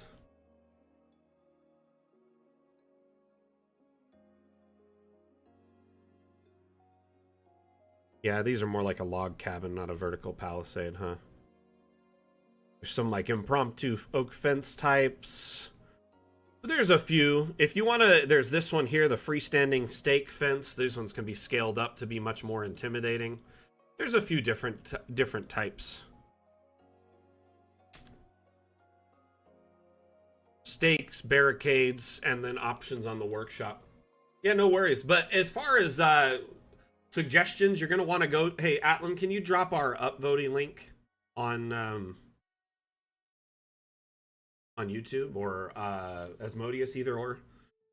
The upvoting is our website where we host our roadmap and suggestion board. You can make object suggestions and, you know, suggestions for development. Keep in mind, too, you do have the option to import custom objects now through the asset importer. So if you can create a 3D model or can source one of what you're looking for, you can just import it and use that. So it's quite possible to, you know, add some custom stuff that isn't available, but I do appreciate the suggestions. If we do add something like that, I'd imagine, you know, I don't know when we would do it. Probably tricks and traps would be more like spikes and things like that. Barricades.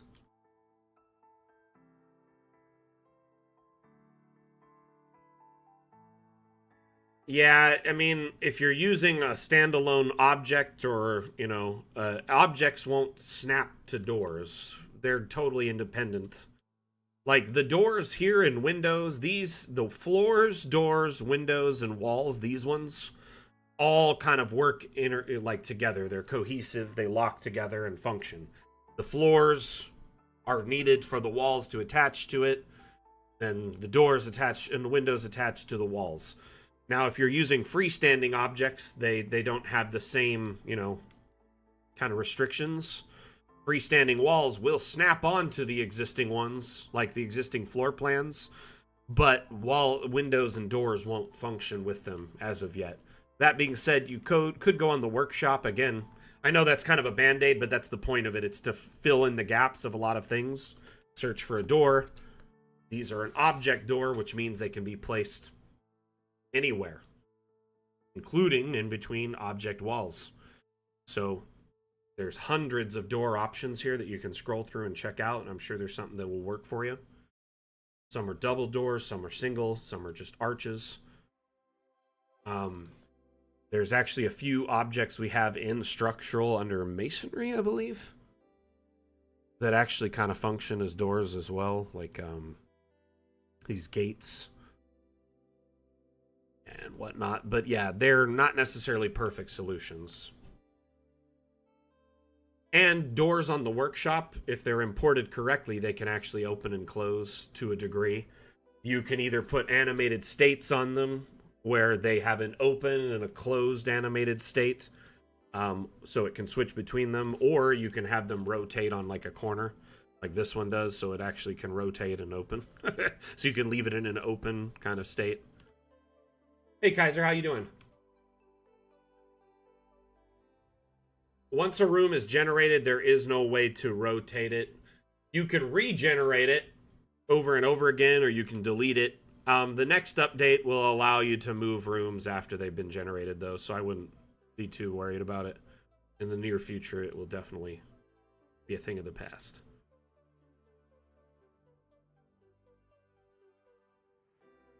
Alternating these bushes was max folly, I'm not gonna lie. Because of this, I have to constantly switch between them and just instead of constantly duplicating them. I want these close to the path, but not like overbearing it.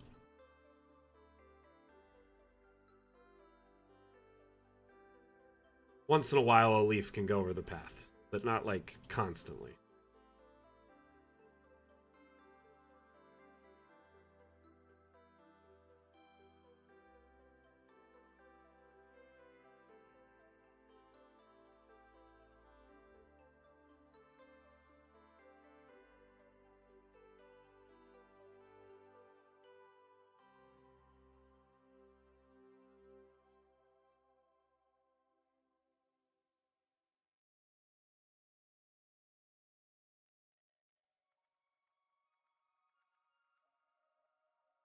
Yay! Path is done.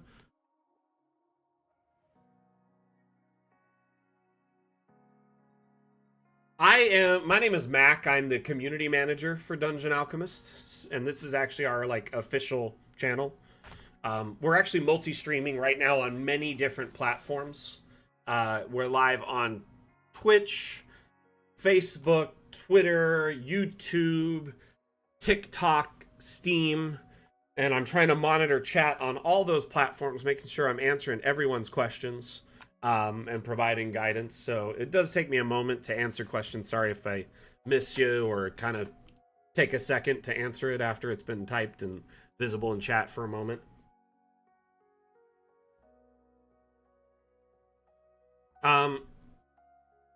Also, Vagabond, there's kind of a little loophole in that. If you had just generated it, right? Let's say you just generated the room.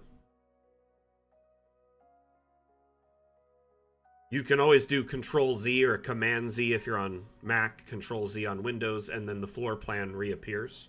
At which point, you could do that. So as long as it's recent in your undo queue, yes, you kind of can move it. But only if it's just in the last few minutes.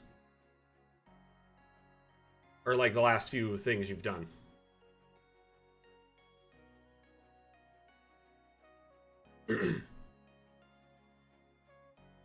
But yeah, these streams, we actually host several of them a week, Chris. We have Mapmaker Monday every Monday, so I work on a live build. And then on Wednesday, we host a stream that's a Discord exclusive. So if you're not a member of our Discord, I highly recommend joining. But that stream is designed to provide guidance and support in real time. Its main purpose is that instead of me focusing on a map, I focus on guidance and support. I show teasers and tips and tricks, and we talk about our upcoming development and what's going on behind the scenes, and I try to get like new teasers every week to share. Additionally, that stream is Discord exclusive because you can't multi-stream to Discord or from Discord or whatever, so it's only there. The stream on Saturday, every other Saturday, it's called the Dam stream, which is a focus on showcasing maps and assets from the community workshop and shared on our Discord.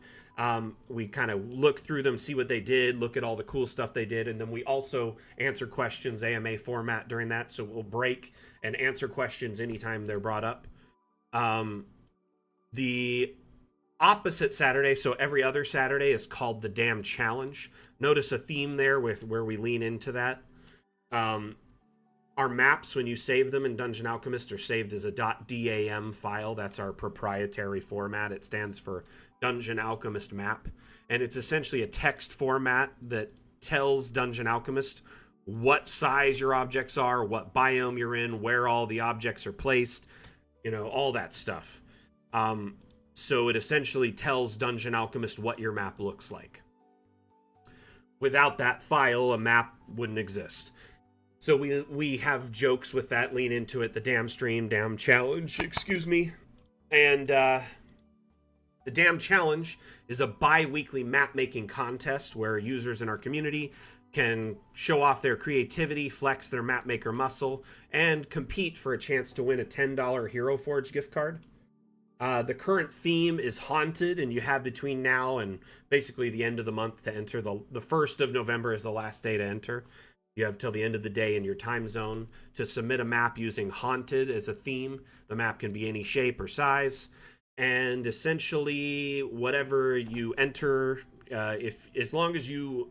sorry, I lost my train of thought there. Blah, blah, blah, blah, blah. Let me reset. So you have to submit your entry in our Discord Damn Challenge channel.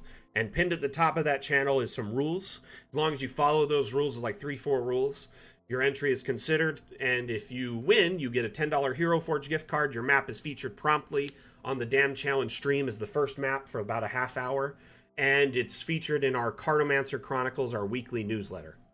So you essentially get a lot of eyes on your work. You get a prize and, get a little bit of bragging rights.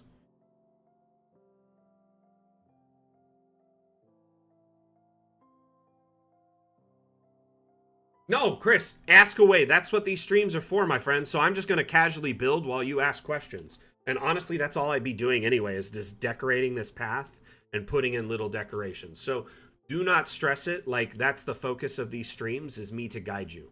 So if you need guidance, that's what I'm here for. If you have a whole list of questions that you waited to ask, or you're thinking of them on the fly, I do not care. In fact, I have people who will wait all week to come in and ask me questions. So please, ask away.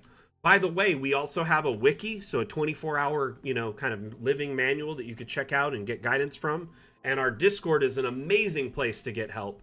We have so many really talented cartographers in our community who kind of have a little bit of a head start on you because they have about, a year or two of use with the program and have watched us grow and learned how to use it as we have been growing. They offer assistance in our community, forums, our question and support forums. We have moderators who are also very passionate, love to share their guidance, and then staff members will also pop in and answer questions as well, like myself or the devs or the artists, etc.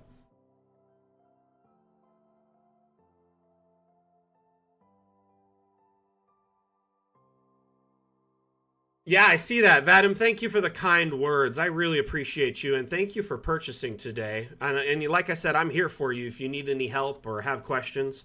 I've been casually looking over and answering your questions. I hope I've been helping you. I've been helping people on different places all over, so I don't mind. I'm like a ping pong ball today, or like I guess pinball, a little bit more like it, because I'm like platform bouncing. Hope people don't mind. Don't seem too spread thin, do I?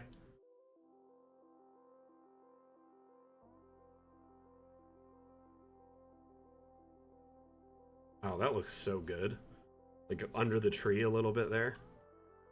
Just so clean.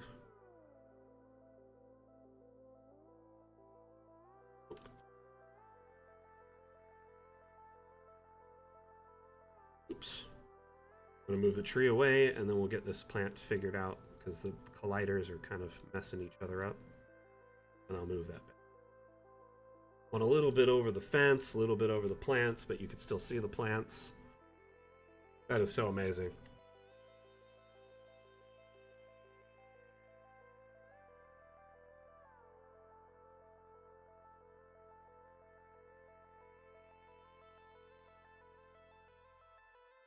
Man, oh man, this is looking good. Need to start decorating this way so we could flesh this out, and then essentially just have to finish this. I have about 10 minutes left in the stream. So I'm going to be taking any last minute questions before we wrap up. In fact, you know what? We've had some good questions today, so I'll run about 10-15 minutes long. So we'll run about 15 past the hour to answer any questions or concerns while we're doing any last minute builds too. So I'm going to try and get as much builds in with like the flowers and the decorations, while you in the audience can answer any last or get any last minute questions in that you need asked and answered. But remember, if you have any need for, assistance, guidance, let us know and we'll do our best to help you.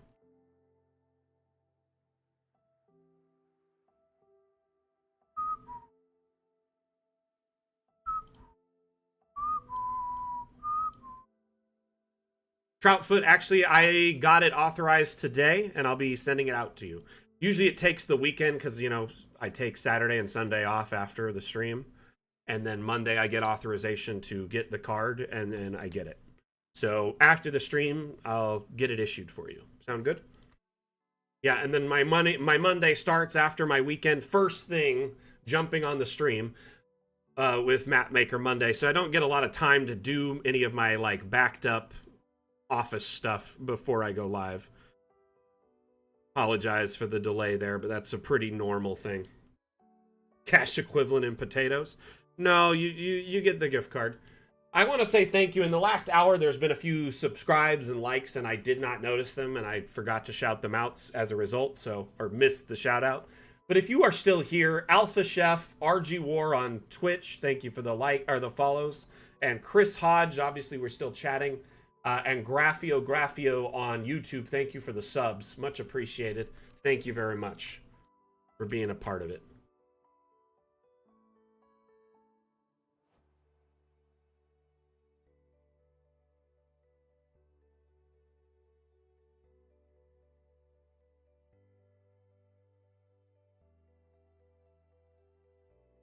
Put, instead of a plant there, like a little something. Statue or little planter, something. We'll figure it out. I like filling in the gaps with these flowers a lot, though.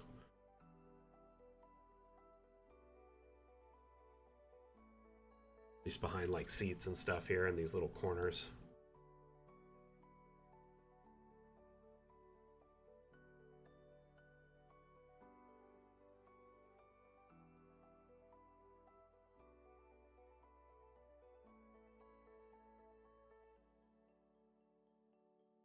If I was a potato farmer, that would be a good deal, Troutfoot.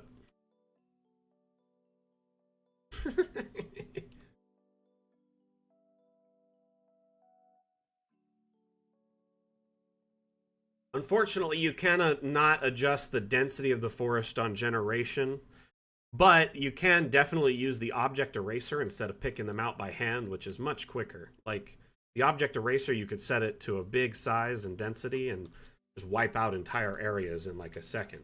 Remember, you can also undo what you've done with Control Z or redo with Control Y. So you could thin this brush out if you have a massive forest and just kind of feather it out really quickly. That's the quick way of doing it right now, unfortunately. So you just generate the forest with the AI and then feather it out with the eraser, or use the object brush to generate your forest by hand, making it more custom to your needs. Maybe you want a forest maze or a forest that's, just not as dense.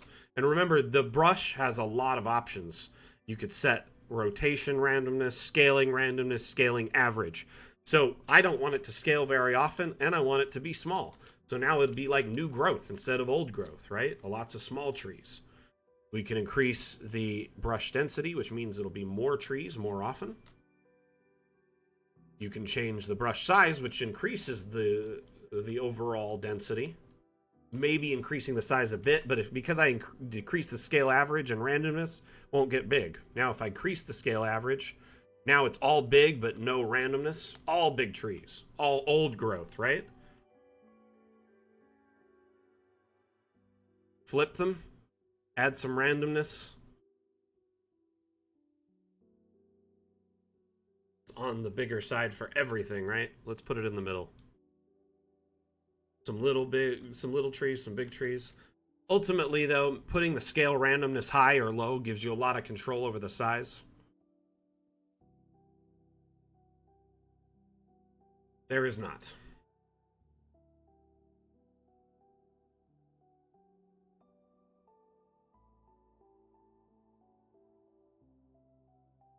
Unfortunately, there is not a way to select all items in mass.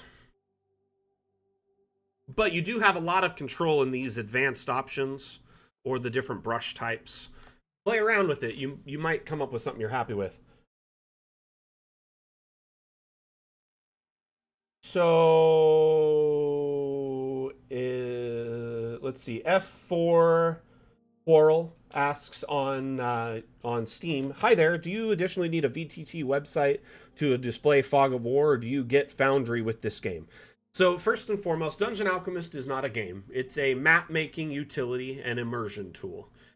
You build maps in Dungeon Alchemist, and you can also capture, screenshots or video using our cinematic mode tool or our first person cameras, which allow you to, gather shots and scenic handouts and, chase scenes, flyovers, all sorts of things that can be used in tandem for your gameplay, whether it's on Discord, Zoom, or in a virtual tabletop. The maps can be exported as a digital image, so a JPEG, or a digital video in top-down, or you can, like I said, grab screenshots and video in this mode. Sorry. Excuse me. Getting a little bit of a hiccup here. Let me let that clear out. Next, maps can be exported for print or virtual tabletop or TV tabletop. So let's say you play locally and you want to print your maps, you can export them and print them, or you can export them as a large digital map, take them to a print shop, or you can export them to Kraken, our partner, and have them print a map and ship it to you. Lots of options there. You can take the digital file and use it for like online play in Discord or looped video on Zoom or a TV tabletop, projector tabletop. And then lastly, and most importantly, we offer a number of export options for virtual tabletops. So we offer universal VTT support, which is a ton of different platforms. Arc and Forge, Encounter Plus, Above VTT, and others. Many are free and some cost. For instance, Above VTT and Owlbear work with us and they're free. We have support for the big three, which are Foundry, Fantasy Grounds, and Roll20. Our maps export and include lighting, the image or video, depending on the platform, and wall and window and other information too. So if you have any lamps or lighting in it, it'll create a light source in Foundry, Roll20, Fantasy Grounds with a kind of a halo around it, so it gives off a light emission. It will include wall data for rooms generated with the room tool. So like this whole structure will have the window data, the wall data, and all the lighting data and the line of sight information for it generated with the map for Foundry, Roll20, Fantasy Grounds, Above VTT, or any universal VTT. Hey, see you, Stratus. So you have the option to export for virtual tabletop. Unfortunately, we are our own entity. Map making is its own thing. Think of it as a tool in your tool belt for your production or your overall campaign setting, whether you're playing in person on a TV tabletop or you make props or you have a printed map or you're online with a virtual tabletop. It's good to have several tools at your disposal to allow you to make a better production or a production that's more up to your speed and comfort. Dungeon Alchemist is a really easy use tool, and it also allows you to make like rooms or entire maps in seconds. So it allows you to speed up your overall production for your gameplay, or you could just spend tons of time like me, waste time making maps. Keeping that in mind, Foundry is a separate product. You would have to purchase it or already own it if you wanted to export and use it. But there are free VTTs like Owlbear or Above VTT that are optional to try. They don't offer as direct support, but they do work. Additionally, there are people in our community who play entirely within Dungeon Alchemist, like locally on a TV tabletop or even online, because the DM will just move the tokens for the players. and they will broadcast it over like Discord. I've also played in a game where we were in Foundry and the DM followed along in first person. So everything we were doing, they would kind of go from room to room, and then we could ask, hey, could you check out what's inside that, this wagon, or can you go inside this next room and check it out for look around in first person so we could see what our character would see in this space. And they would go look, and it's good to have the top down and the first person perspective. They would stream this over Discord or Zoom or whatever. Anyway. So Chris, that's a very good question about terms of service. Article 4.1 of our TOS kind of goes into that in great detail. Atlam, could you share that on YouTube, possibly? See if you can. But basically, if you go to our website, dungeonalchemist.com, our terms of service are at the top. And Article 4.1 goes in great detail of this. I'll just pull it up. Terms of use. Second. So basically, we understand a lot of users in our community want to make maps for personal use, but also want to make them for personal commissions or Patreon, or sell them in a book like a campaign module or an add-on. We understand that, and we support it. So basically what this says, in no, I'm not a lawyer, but to break it down, and this is well above my pay grade, but it says if you basically don't need a commercial license or worry about a commercial license until you have an annual turnover of $100,000 that is derived from Dungeon Alchemist related products. So if you make maps, include them in a book, and that book sells 100,000 in annual turnover, then yes, you would need a commercial license. Or maybe you use Dungeon Alchemist maps in a new setting you've created for a brand new game system, and that system, you created a Kickstarter for it and you raised $1 million. You would have to get a commercial license to support the maps being part of that. That being said, no one in our community has yet hit that, just because we're kind of new. We're still in early access in our infancy. And I will tell you this, our devs would be so happy for you if you did that. Like, they would be ecstatic and congratulatory. I would send the first person who does that a bottle of champagne. If you get a year in an annual turnover of 100,000, I would definitely send you a bottle of champagne as a congratulations. But that being said, commercial licenses are case by case. We've had a few companies interested and reach out to us. I don't know exactly how much they cost or what they entail, and I think it's just kind of based on the scope of what you're doing. Now, another thing to keep in mind, Dungeon Alchemist, this license, this information here, extends to all the stock assets in Dungeon Alchemist. Not any assets you get from the workshop or any maps you grab from the workshop. Those maps were created by other people, and the assets, many of which were definitely created by other people. So they're their assets to use and share how they see fit. And if they're sharing them on the workshop, they're kind of giving you a Creative Commons use, not a corporate license to resell them. So be careful when you're downloading assets from the workshop. A lot of the creators on there will actually state in the, even if they don't state this, just keep that in mind. It just by default, you don't own it if it's from the workshop. Unless you put it there yourself and made it yourself and shared it, okay? Some asset creators do say, hey, you can use these in your maps for resale. I don't have a problem with it, but it's case by case. So definitely look into that. Chris, I hope that answers your question there. Atlam, dude, I gotta mod you on YouTube. 1 second. I'm gonna do that. Are you in YouTube chat? Can you just say something real quick? So you can post links. There you are.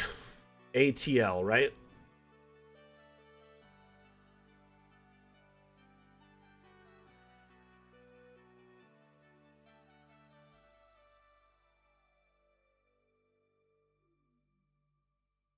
Standard moderator. Done. Now you should be fixed there. But if you ever need to reference this, you totally can. You have this stuff there. The workshop is great. It's like an amazing resource where our community can share maps and assets. And as such, we want to keep that spirit of community and sharing open and not like steal other people's work. So if you find a map on here you love, only use it for personal use or as inspiration, not resell. Don't resell people's maps. Don't resell people's art. That's just shady and definitely 3 types of illegal. It's all over the place wrong. And considering the spirit of sharing we offer, it's like, it's just better to be wholesome and share your maps, share your art, and, you know, kind of work with each other if we can. The command TOS doesn't work on YouTube. You'll actually have to share the link manually. There are no commands on YouTube, unfortunately. Thank you, Atlan. Finally, you can now share links there. That should work. You know, I have a few maps I love. Obviously, I'm building this amazing map right now that is going to turn out to be this massive cemetery complex when all is all done. I love each of my maps kind of equally, but if I had to pick one of my maps as my most favorite of all time, it's probably my mine. I have made 2 versions of the same map, an older version before we had caves and railroads, tracks and stuff like that, and then I made a newer version of it, like a remaster. I don't share all my maps because some of them are like in my personal campaigns, or they're just like a cathartic artistic experience, not necessarily something for the community or something I'm using. But this particular map, this was one of the first maps I ever made. It's like my 3rd map. My first one was like a tavern. I think my second one was just like a forest with like a road. And then my 3rd map was this. And I asked, at the time, I wasn't the community manager. I wasn't even a mod. And I asked in support, I said, hey, is it possible to build caves? And one of our moderators, who I'm good buddies with now, it's just funny, we look back on this and laugh, Dag, said, it's not possible. You can't do it. And I just took that as a personal challenge. I took that personally. And I just decided I want to make a cave. So I decided to try and build a cave, which was very hard at the time because we didn't have a cave biome. The terrain tools were abysmal, slow, very limited, but I figured it out. And I'm very proud of it to this day. So this is one of them. I'll show you both of them, actually. Hold on. Before I do that, let me save. Make sure all my work, at least that I did get done today.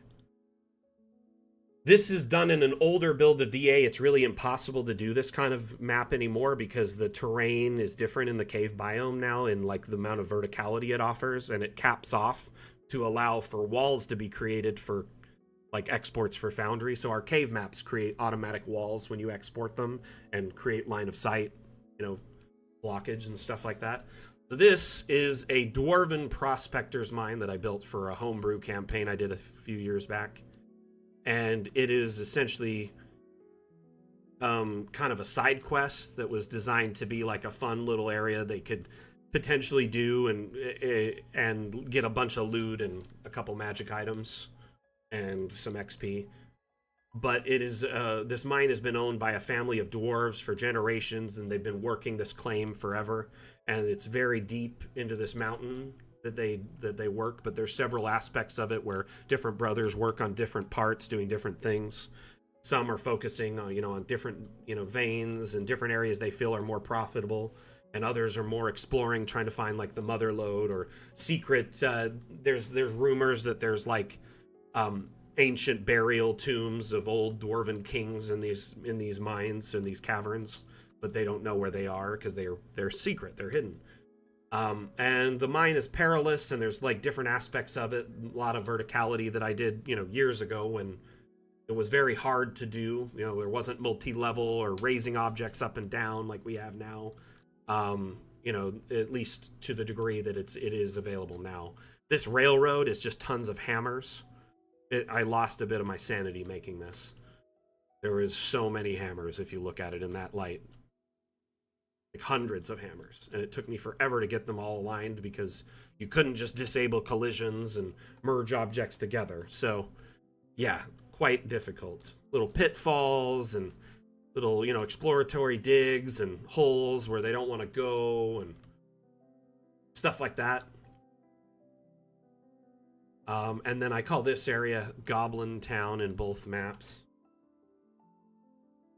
And it's just a bunch of scaffolding and like them checking out like different veins and looking for, you know, potentially rich nodes of whatever. And then back here was a big bad that was hiding deep in the caverns of the mine, and like a secret path to get to it. This took forever because the old terrain tools, there wasn't like carving cave tools, and you'd have to raise the terrain up before you could carve it. So I raised the entire terrain up of a 60 by 60 map, which took like an hour because it wasn't as easy as it is today or fast. And then I carved it all out by hand, and then I added all these rocks and like moss and things to give it more feel and like more naturalness. And I mix and match the paints and terrain options. But this is the first iteration, right? Then later I did a remaster of it when we released the Everything is Lava update, which had caves and lava and all sorts of stuff to make it faster, but also more in depth, more impressive in its own regard. So essentially you have a similar entrance here. We have the track. Here we have kind of like an encampment with the quartermasters, like supply area. And this, they can ferry in supplies and equipment and, wood and other stuff like that. But they also use this to ferry out dirt and gems and gold and stuff like that so they can make room. And anyway, here we have the main drilling complex where they have 2 drilling machines, a bunch of scaffolding. And there's a big sluice box with water pumping in, and they can put all the dirt on and rinse it all off and see what's there. Yeah, this is one of my favorite maps, for sure. And this is on the workshop, so anyone can go download it. So same pitfalls now. We have them looking dark and deep. I used, no more hammers. This is all like rails that's available in DA. Stock rail. Scaffolding, similar before. Here we have like a little forge where they work on their tools and repair them and make them. Here, as you can see, there's a rope tied and it goes into a pitfall. That's actually kind of a clever thing that I'm proud of. So we have these items called connected poles. And these actually, when you have 2 of them in a proximity to each other, they connect rope between them. So I did that, right? Put one on the edge. This one's sunken down into the dark, so it just looks like it's down into the abyss. And then I put a stalagmite going up, right? To cover the pole. Kind of buried the pole inside of it, and then had the rope going around with a little piece of extra rope. It was a few pieces all combined to make like one fun piece. It's like this.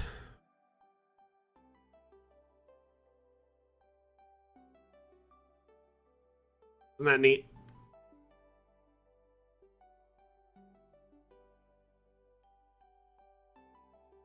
You can. You just got to raise the floor plan before you generate it, Selfish Lock. Give me 1 second and I'll show you how to do that, okay?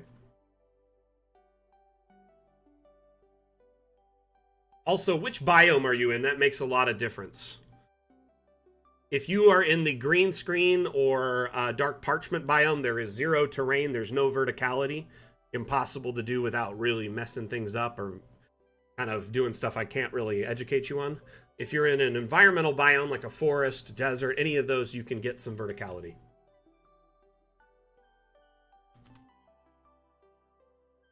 And to make the darkness down here, that's another bit of cleverness. So there's effects. One of them is called dark fog or black smoke. Yeah, that's what it is. And you can just kind of put it down in there. And to do that, I had to use yet another trick. I'm full of tricks. Tricks top to bottom here. So there's an object, which we discussed earlier in great detail, called the abstract. The abstract object is a customizable object in a lot of regards. You can change the color of it, so you could just make this like black, or you could insert a custom image into it. You could swipe it between all these different colors. But a neat thing about it is you can insert all sorts of custom images into it, including blank images. So a blank PNG makes it invisible, right? So what you can do is actually paint some fog on this, right? I hope at some point we had the ability to put effects at other light levels, but you could paint some on there.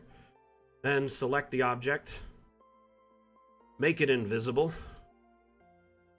and then drag it and put it down in the hole. Alternatively, and this is much easier, and now this is kind of an easier solution someone came up with. Notice that's not really dark at all. I'm going to make this as big as that hole right there. I'm going to sink it down to kind of a depth where it's kind of cut off and feels dark. And then just insert a black on black, like full black image. And then it just feels like a hole. So you could do several different ways of accomplishing the same thing. The effects are actually much more burdensome on your computer, so it's probably better to use just a single image that's dark than it is a bunch of effects. And I made this ages ago, so I probably should pull out the effects, because that's all black smoke, black smoke. Over here, it's all black smoke at the bottom. And it makes the pit look really deep, but it also puts a lot of burden on your GPU and RAM. Okay, so... Hey, Coral, did that answer your questions to a good degree?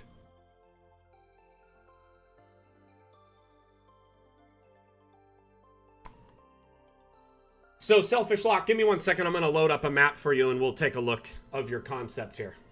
So we're going to use the forest biome so we can match your energy as much as possible, my friend. And I'm going to actually set it with mountains. So there's like up and down, right?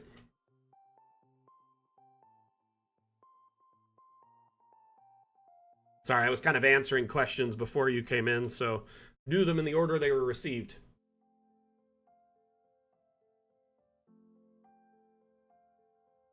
Yeah, you can, but you got to extend out the nose of the ship more to give it some room to do so. I'll show you that in a bit, okay? Lurking and working. See, I tweet while I work. I think they call that twerking. I'm just kidding. Okay, so let's say I wanted to put a little castle up on the hill here, right? Or like you said you wanted a mansion up on the hill. Right?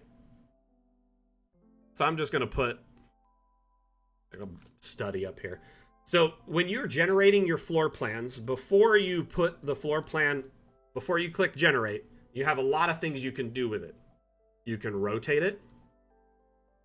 You can raise it up and down, which is the important part for you, my friend. So you get it up to like the peak of height that you can for the map, which in this one it says 5.3. Want that. I'm going to grab the floor plan and kind of move it onto this hill here. Rotate it. Now, I want this to have some kind of angled walls, so I'm going to actually pull on these dots and I'm going to pull to the side to give it kind of a cool sharp corner.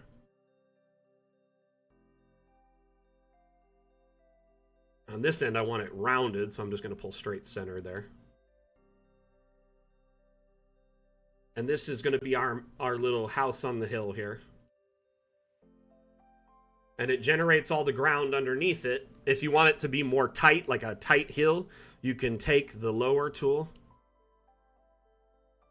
and just kind of carve it in on the side here. Oh, let me turn the brush strength up. Takes less time. So it's less slanted like a slope and it's more like a sheer cliff. You could do either or though. Yeah, Selfish Lock, that's what I'm here for, man. By the way, these streams are like here for you all to answer your questions. I do have to say though, we actually are out of time. I said we would stay about 15 minutes long and we're actually at 17 minutes long. So we're going to wrap it up. No one calls what, Wardian? Working while tweeting twerking? I'm pretty sure at least I do. I'm just kidding.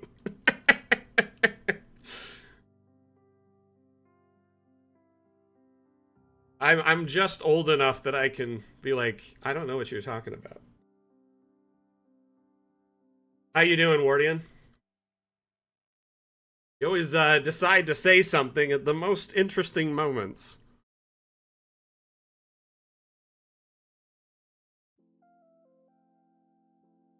How was work, my friend? You can definitely stream DA on your channels. We love it. I love it. In fact, tweet us when you do so we know, and I'll try and pop in. Add us on whatever social platform you're on, whatever's your poison of preference. Also, we randomly pop into streams that are using DA or streaming on the DA. We have a category here on Twitch that's Dungeon Alchemist. But if you're streaming, you know, your Dungeons and Dragons campaign or Pathfinder campaign, and you're using DA maps, I'll more than likely find you. and follow you and support you, because I love lurking around and finding streams with Dungeon Alchemist maps. That being said, you can share on social networks, you can share on YouTube, video tutorials, map making stuff, streams of your campaigns using DA maps. We're fine with all of it. And Article 4.1 of our TOS is very open. It says that essentially you can profit from DA related content or maps up to $100,000 per year before you need to even worry about considering reaching out to us for a commercial license. So essentially, we understand everybody out there is a creator in our community, whether it's just a GM making it for his table, or it's a professional GM doing 10 campaigns a week, or a streamer, or someone making a campaign module, or someone making maps for a living, for commission work. We understand all those different niches, and we want to support each and every one of them in the best way we can. Myself, as the community manager, I actually have years of content creation experience under my belt. I'm a streamer. That's why I do this on our channel. I actually streamed for about a decade before I got this job, as a hobby, and I am twice partnered. I've been streamed on many different platforms. Twitch. I've been streaming on Twitch since it was Justin TV. I streamed on Beam and Mixer. I streamed on Facebook Gaming, YouTube. I've streamed everywhere. So I know the ups and downs, the ebbs and flows of content creation. I totally get it, and I support it. I'm all here to, provide guidance. If it's helping configure your stream software to make sure it runs correctly and shows DA right and you can be heard, I have helped people do that. I'm all for it. So if you need any assistance or guidance, whether it's map making or sharing content, let me know. Reach out to me. I also have for anyone interested, we have like a press kit, a media kit with some logos and stuff in it. You're more than welcome to use those, and I think we might need to update it with some of the new ones. I have some updated watermarks. If anyone wants them, glad to share. Love to. Wardian, I'm multi-streaming right now on Twitch, TikTok, YouTube, Facebook, Steam. We're live everywhere right now. For the most part. I cut Kick out of our repertoire because it's turning into a cesspool. But we definitely still have, most of the good platforms. And I know to some of you, Twitch is all that matters. I get it. Anyway, so any last questions before I wrap up the stream? Because I've only got time for maybe one more. And also, I would like to remind you all, because we're wrapping up the stream, if you don't want to miss out on any, tutorials, guidance, AMA streams, or just hanging out with like-minded map makers and enjoying yourself, please make sure you hit that like, follow, subscribe button so you can find us in the future on your platform of preference. I know that's a little beggy, and I'm sorry for it, but as the community manager, I feel like I'd be doing you a disservice if I didn't remind you to do so. We stream several times a week, Monday, Wednesday, and Saturday every week. Monday is Mapmaker Monday, Wednesday is office hours, and Saturday, every other Saturday, is the Dam stream. The alternating is the Dam challenge. Mapmaker Monday, we focused on building a map and providing live stream guidance in AMA format, so people can make suggestions for the map, but also come in and get their questions answered in real time from someone who has spent over 2,500 hours building maps, exploring maps, and understanding Dungeon Alchemist. Kaiser, what was your question, man? Did I miss it? Yeah, let's do that right now. We'll do that. That's the last question. Sorry. I'm going to go to Dark Parchment where this will be easier to do. Yep, sorry. Got a little bit of my speech there and forgot that we were going to cover that. So, to make a ship, this is how I would approach it. You don't need to use this biome, but this is just where I'm going to do it. And I'd probably go into AI settings, turn off probably most of your objects because the palette of objects won't fit, turn off windows and doors. You can put them in where you want, like porthole windows and stuff like that. So, I'm going to pick a probably cabin, because then it would have planks going like this, right? So going to first kind of get the basis of the ship. The inside, you know, the width of a ship, you need a lot of room. 8 squares seems reasonable width of like, you know, a brigantine or a galleon, maybe even 10. Next, you need length, okay? How long is this ship? I'm just going to kind of put out a general maybe 25 here. And I'm actually going to do 9 by 25. So there's a central point that can act as like the keel piece in the center. Okay. Next, you have 2 ends of this ship. One, you'll likely have be more kind of a rounded back, right? Like this. You could do something akin to this, and you're done with the back of the ship. You could then put, you know, like your keel on the back, or maybe if it's an airship, like a windmill or arcane engine, something like that, dangling off the back. Now, for the front, this is where things get a little trickier, okay?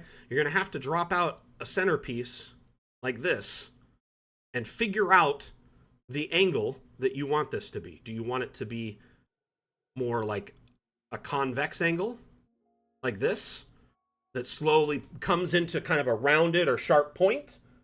What kind of shape are you, trireme-ish, or what kind of like a traditional galleon? That could help a lot, actually.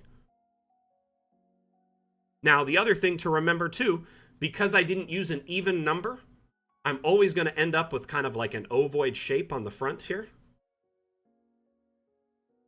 So it won't match up perfectly. There's always going to be one that kind of overtakes the other. So you got to be careful if you start doing a round shape. So I'm going to try and play around with a few different here, and we'll see if we can get something that'll come up to a decent point in the center.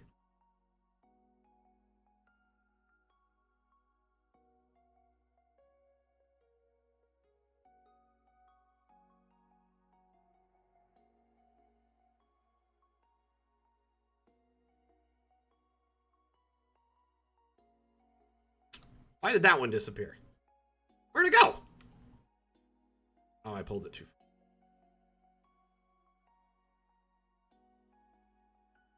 That is so confusing.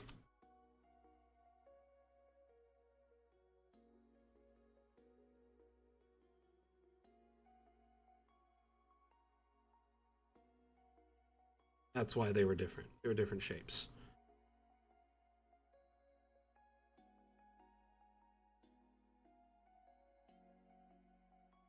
So this is kind of like one that's more like kind of an even shape as you go down, right? To have a point would be totally different. 1 second here. Let's try it and make a pointed one. I've done both. I just can't remember the exact way I did a point.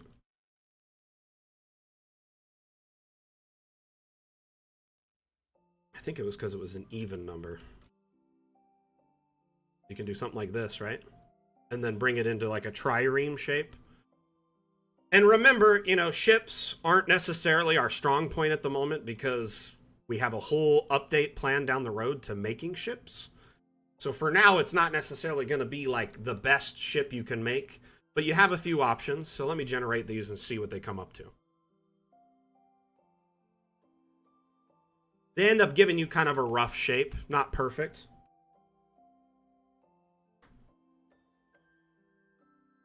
Rounded myself.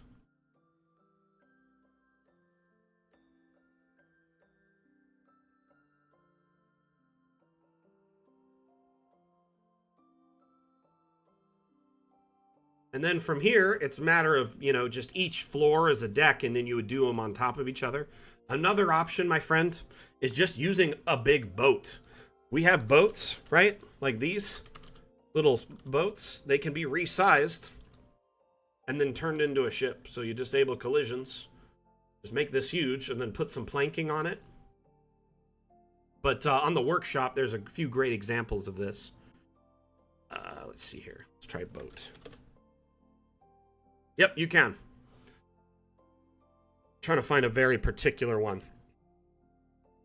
that is like an amazing example.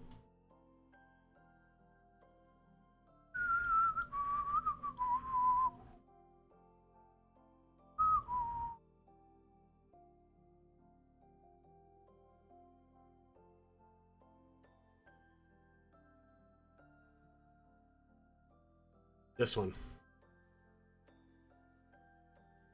You also have standalone ships as objects in the Steam Workshop that are like whole galleons or airships that you can try. You have a few different options at the end of the day that can really suffice and fill in the void. So this one here, they just took the shape of a boat, like our object boat. They scaled it up, and each of these are different levels of the boat. And then they put like planking on them, these wood planks, until they kind of filled in each of the spots. They're platforms. That's all that is. Raise this up. Just a bunch of platforms and freestanding walls. So here we have, this is the top of an airship around the air bladder, and then using a windmill as an engine is great. Like a propeller type shit, like setup for the ship. And then here we have the main deck with some cannons and ballistas and, you know, captain quarters, and then the wheel up here, the arcane engines for it, batteries. Lower decking here, some storage, more cannons, and each of these is representative of a different level of the ship on the same map.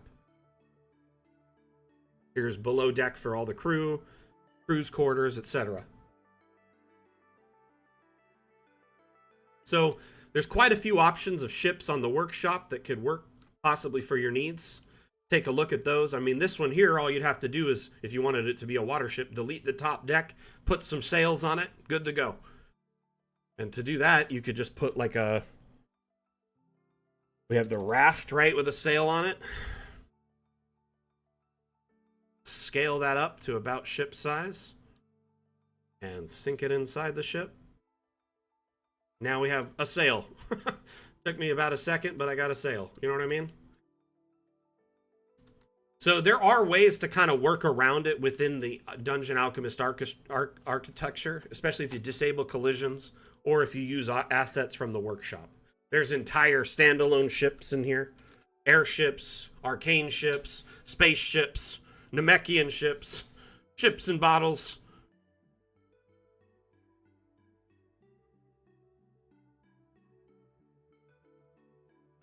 All right, everyone. I got to wrap up the stream. We've ran incredibly long today. Had a great stream with you. It was a lot of fun. Thank you for all of you for participating in chat, asking questions, providing guidance, sharing insight, and just particularly hanging out on the Mapmaker Monday stream and keeping me company while I was building. We'll be back Wednesday with the Office Hour stream, which is Discord exclusive. So if you're not a member of our Discord, hop over, join. Great resource. You can get support pretty much 24 hours a day, chat with like-minded GMs, even share links for your streams or videos as long as they're Dungeon Alchemist related. We have a self-promo channel there where you can share your content. But that stream on Wednesday starts at 10 a.m. Pacific. That is 1 p.m. Eastern, and I believe 5 p.m. GMT. But and I know there's a bunch of changes with time zones coming up with you know, that it's that time of year with daylight savings time, and everybody's going to be a little scawampus for a few weeks getting used to the changes, but also our schedule's going to be broken here in the next week or so in our events in our Discord because of that. Time zones are all scawampus. So just kind of stay tuned for notifications on our various socials, but also double check the Discord events to make sure that they're aligned with your time zone. Anyway, thank you so much, everyone, for being here. Again, my name is Mac, the community manager for Dungeon Alchemist. Dungeon Alchemist is a map maker available on Steam that allows you to procedurally generate environments or buildings in moments using our proprietary AI that was developed entirely in-house. I wouldn't consider it next-gen AI like generative AI. It's procedural last-gen AI. At no point were any public data sets or art used to train our AI. It was developed entirely in-house. All of the assets used in it are made by a very talented team of artists who we love and pay fairly. The AI was developed entirely in-house with private data sets. No public data or art or maps or anything from the workshop was ever used to train it.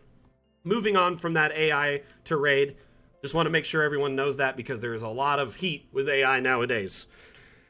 Dungeon Alchemist is available on Steam, and it's on sale for 20% off. We also have a demo, so if you want to try before you buy, see how it runs on your system, definitely check out that demo. Good way to kind of get an idea of how it'll run on your machine. And remember that 20% discount is available through the 23rd. I believe it ends at like 9 in the morning. So just make sure that if you're wanting to take advantage of that, that you do it sooner than later, or wishlist Dungeon Alchemist so you can catch us at a future sale if this isn't, you know, the stars aligning for you this time. Thank you so much, everyone, for being here. Again, my name is Mac, the community manager of Dungeon Alchemist, and we'll see you next time. I give a damn. Mac out. Thanks, everyone, for being here. Bye. We're going to run a quick ad, and we'll wrap up the stream. By the way, this isn't an ad for someone else. It's one of our own ads. You stand before the long, dark road to the fabled realm of Goyak-Ta and the Recognize these people if you know one for all. I don't know, a goblin. I kill him. But before she does, I, Gilliam of Firth, demand to know the goblin's name. Hi, my name is Woblin. Where do you live there, Woblin? I don't think that's relevant. Well, but I, Gilliam of Firth, demand to seek the goblin's abode. Clever. Find family. Kill entire bloodline. I like it. Seriously, we're doing this? Okay, well, won't be needing that anymore, will I? Ever get caught by your players with your pants down? Dungeon Alchemist lets you create wonderful maps for any encounter in seconds. Oh, Woblin, that's a very impressive cheese collection you've got there. Yeah, it is quite impressive, yes. But you know what's more impressive? This map I have to the fabled realm of Goyak-Ta, please take it and leave. Close the door behind you. Mr. Woblin, I cannot help but notice that you have a secret tunnel underneath your cabinet. Care to explain? Download Dungeon Alchemist, the AI-powered mapmaker, on Steam today. You stand before the... I mean, of course you love it. I wrote it. But yeah, the One for All, the Deerstalker Productions crew are absolutely amazingly talented. Great videography, great editing, great acting, above all. And they really brought our idea to life with that ad. Absolute banger of an ad. Anyway, thank you so much, everyone, for being here. We'll see you next time. I give a damn. Mac out. Bye.